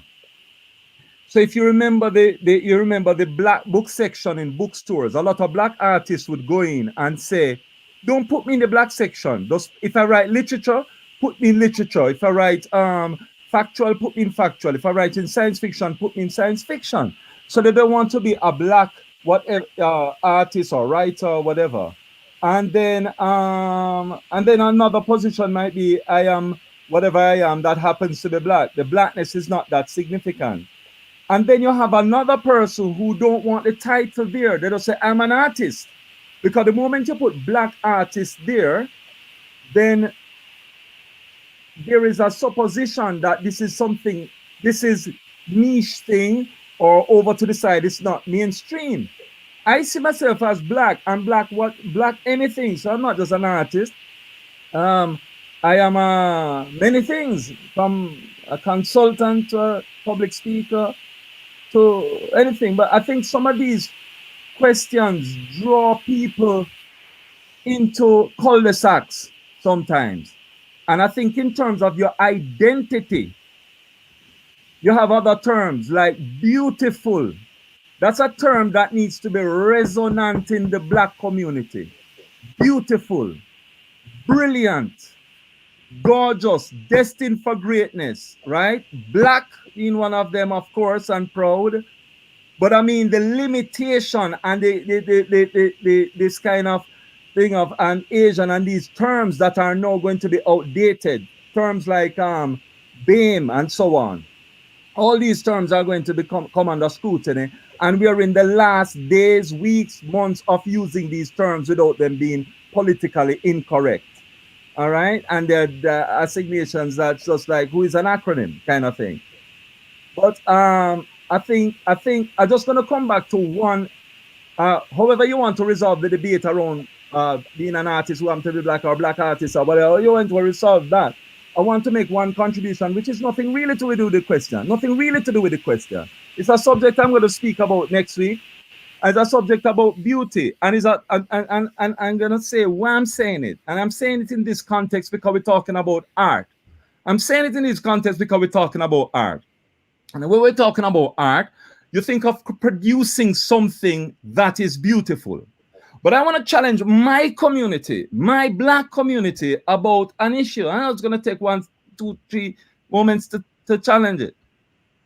It's not just the art that is beautiful, but it's the artist that's beautiful. I'm moving our theme now. I'm going to a theme of beauty. And when I'm talking about beauty, I'm not talking about internal beauty. That is your own choice whether you want to be internally beautiful. That is up to you. I'm talking about external beauty. And as artists, I want us to communicate the message that we are beautiful people. When I say we, I don't mean we the artists. I mean we from the community are beautiful. I think if you should take a measure of the use of the word ugly, it's probably most prevalently used in the black community. And that has got to stop and has got to be challenged. I'm actually platforming now because it's not even about this subject. But I'm encouraging all of us, that everybody who is significant within your space, from as your children to your parents to your families to your networks, we have a duty, because we know about our beauty, to transfer that quality to the people around us, so that they too know they're beautiful, because there is enough agents in the world that's trying to make people feel unbeautiful.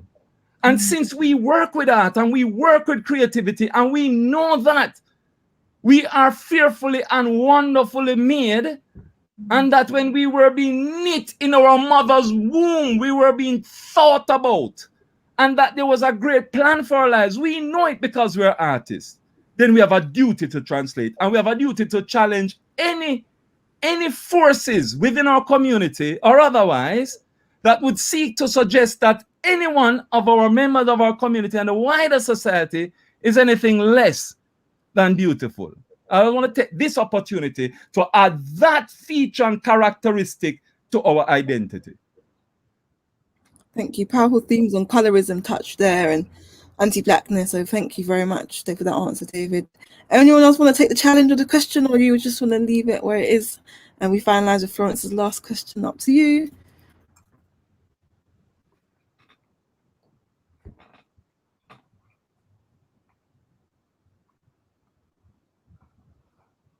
I'm taking it as no news is good news. So we're going to move on to Florence's last question for you guys, which I think is about the future of how you guys want to see black art, and then we're going to finalize.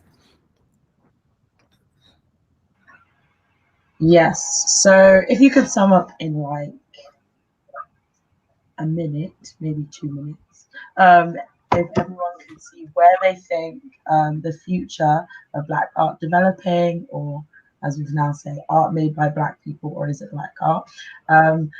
See where they think it's going, what they hope it will look like. This can be anything down from like where they hope it will be, where they hope like they're in terms of like the styles of art, it can be the mediums. You want to see more painters, more people using doing traditional drawing, maybe people more doing digital drawing. But yeah, where do you see Black art going, and where do you want it to go as well? Do those things align?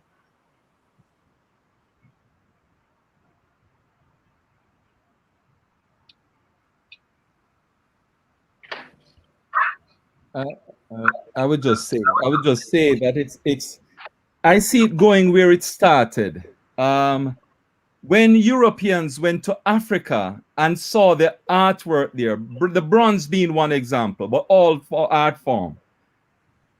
Some of them actually thought this could not be done by human beings. The shape, the form, the artistry, the detail, they actually couldn't believe that this was done, and that nothing that they had done in the height of their art form could compare to the art found in Africa. Whether you're talking about the Mali Empire or the Abyssinian Empire or Kemet, and they call it Egypt today, and so on, many of which has been destroyed. I mean, you will know about the Egyptian that had the nose smashed off and the lips smashed off, by Alexander, the really ungreat, for doing such horrific damage to culture. So it cannot be replicated. When you go to Luxor, the Temple of Luxor and Karnak, when you go down to Luxor and you see the paint that's thousands of years old, pre-Christ, and it's still there. The beauty, the layout, the architecture, it's not just the art, the architecture. They still cannot work out. The top architects still cannot work out how the pyramid was built.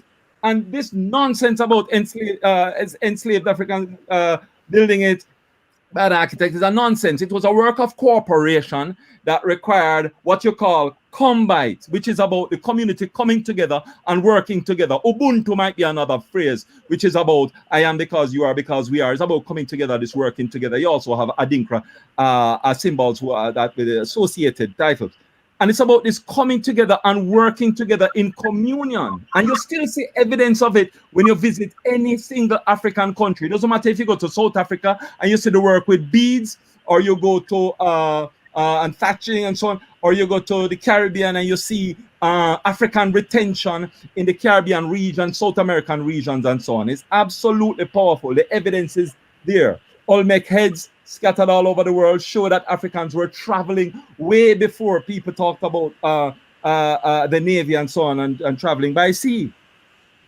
And it's going right back there because we're in a moment now. Right now we have a window with this, what we call Black Lives Matter, George Floyd. This moment where we're in, where every single corporation, your friends you have from white organizations calling you up and asking you, what can we do about Black Lives Matter? You all have it because you're influential, you have connections. So you know there's a window that's open up right now. But we in the Black community understand how often how routinely we have windows open and then closed again. So we shouldn't think that this is a period that is going to last forever, because people go back to their default position. The default position in humanity is to be oppressive, is born in sin and shapen in iniquity, and cannot help themselves but the wicked, right? But this is a moment to reshape and transform this space, transform this moment. We've got to move in here. So I think it's going to go right back to where it started, with the greatness of our art and culture and creativity, where we can now put it back on a platform, make the statements, take over the spaces, show our artwork. By organizing this is exactly what you're doing. This event, I've invited people from afar as America, Australia, all over the world to this event, right? So this is about highlighting us, right? And it's about highlighting Black art generally. And I believe if we continue on this trend and be proud of our art, be proud of our creativity, and continue to shine our creativity outward and share it with the community, we're going to end up right where we started. An era of absolute brilliance is what I'd say.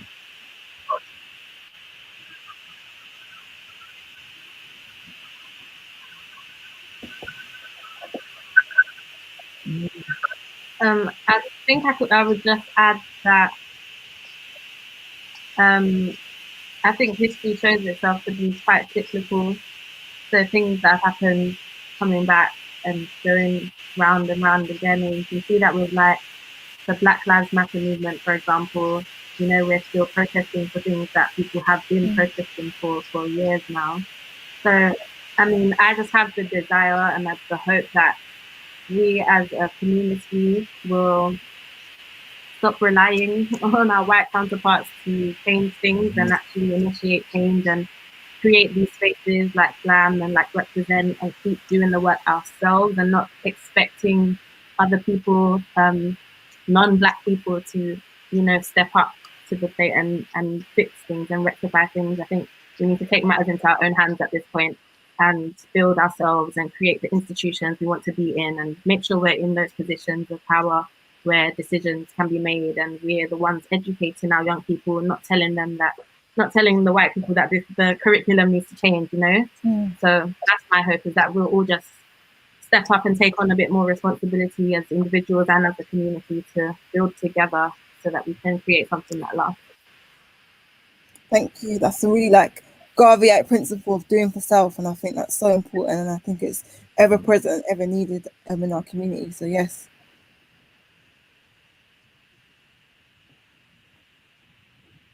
Jess, you want to go next? Yeah, am I on mute? No, I'm not.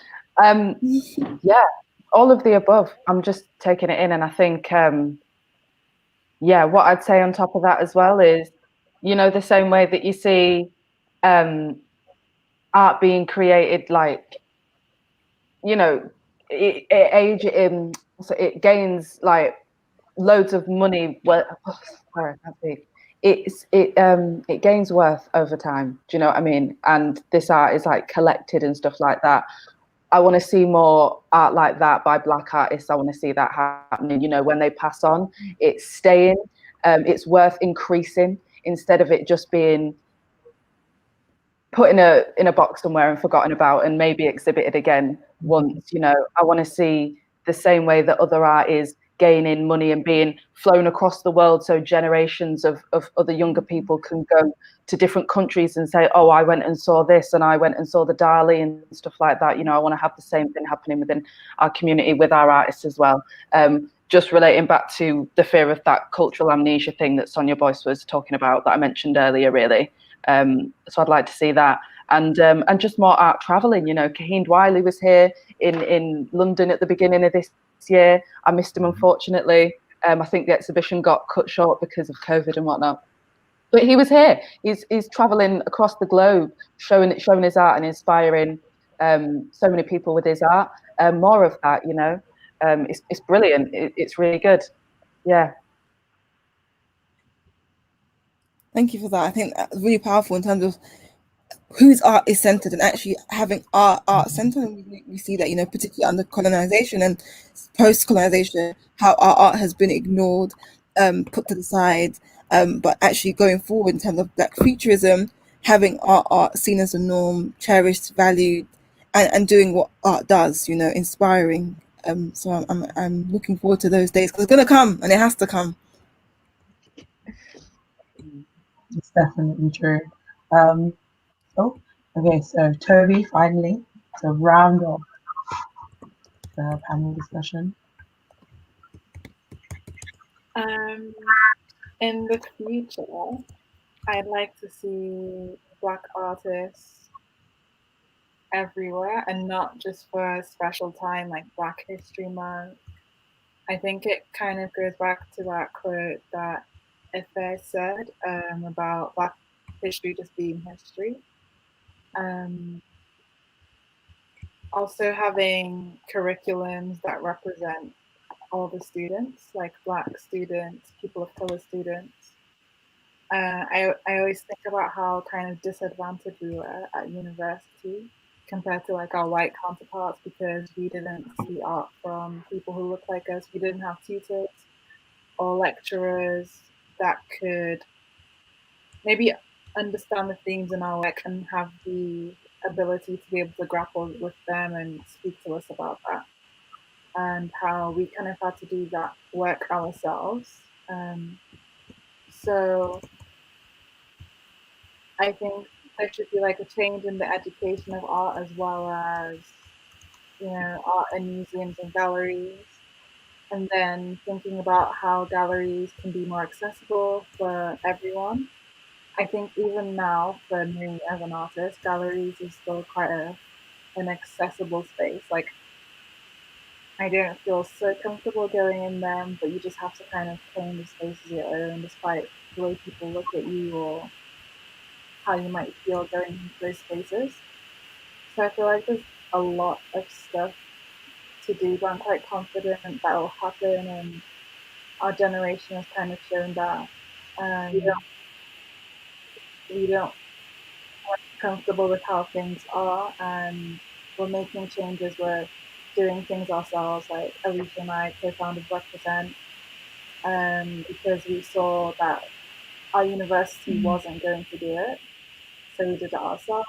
And I think it has to be like a mix of both of those things, like doing things ourselves and keep pushing institutions. Yeah, those are like my desires and kind of hopes for the future. Yes, I think we've come to the end of our wonderful panel. I want to thank you guys all for coming. I want to thank you guys all for taking part. I mean, a lot of people in the comments have said thank you for educating them. They've learned so much about things they never knew about. They found the artwork great, found the conversation inspiring, and really exciting as well. So I'm going to thank you guys for coming here, for giving the time to support Glam, and you know, for making this space so special and so important. Sorry. Yeah, I wonder what happened to Jess, but she's back now. But thank you. I know that we've got a raffle that Jess has put one of her pieces of artwork at. I have to confess, we haven't done the raffle as of yet. But once we've done the raffle, we'll send an email on to lucky winner. We'll announce it on our social media platforms and posts as well. So do follow us on Twitter at Blam Charity. I'm going to put a little banner up again for you guys. Follow us and check out our website as well. We have Blam Charity on Instagram and on Twitter, and we'll definitely make the announcement there. But again, just want to say a big round of applause, virtual round of applause for our amazing panel. You guys were amazing, and thank you so much for today. And thank you It's all been a for. pleasure to meet you all. Pardon, sorry. It's been a pleasure to meet you all. Oh yes, likewise. Yes. Has been. Thank you for having me. It's been great. I've learned so much today as well. So yes, Thank bye you, to guys. everyone on the board.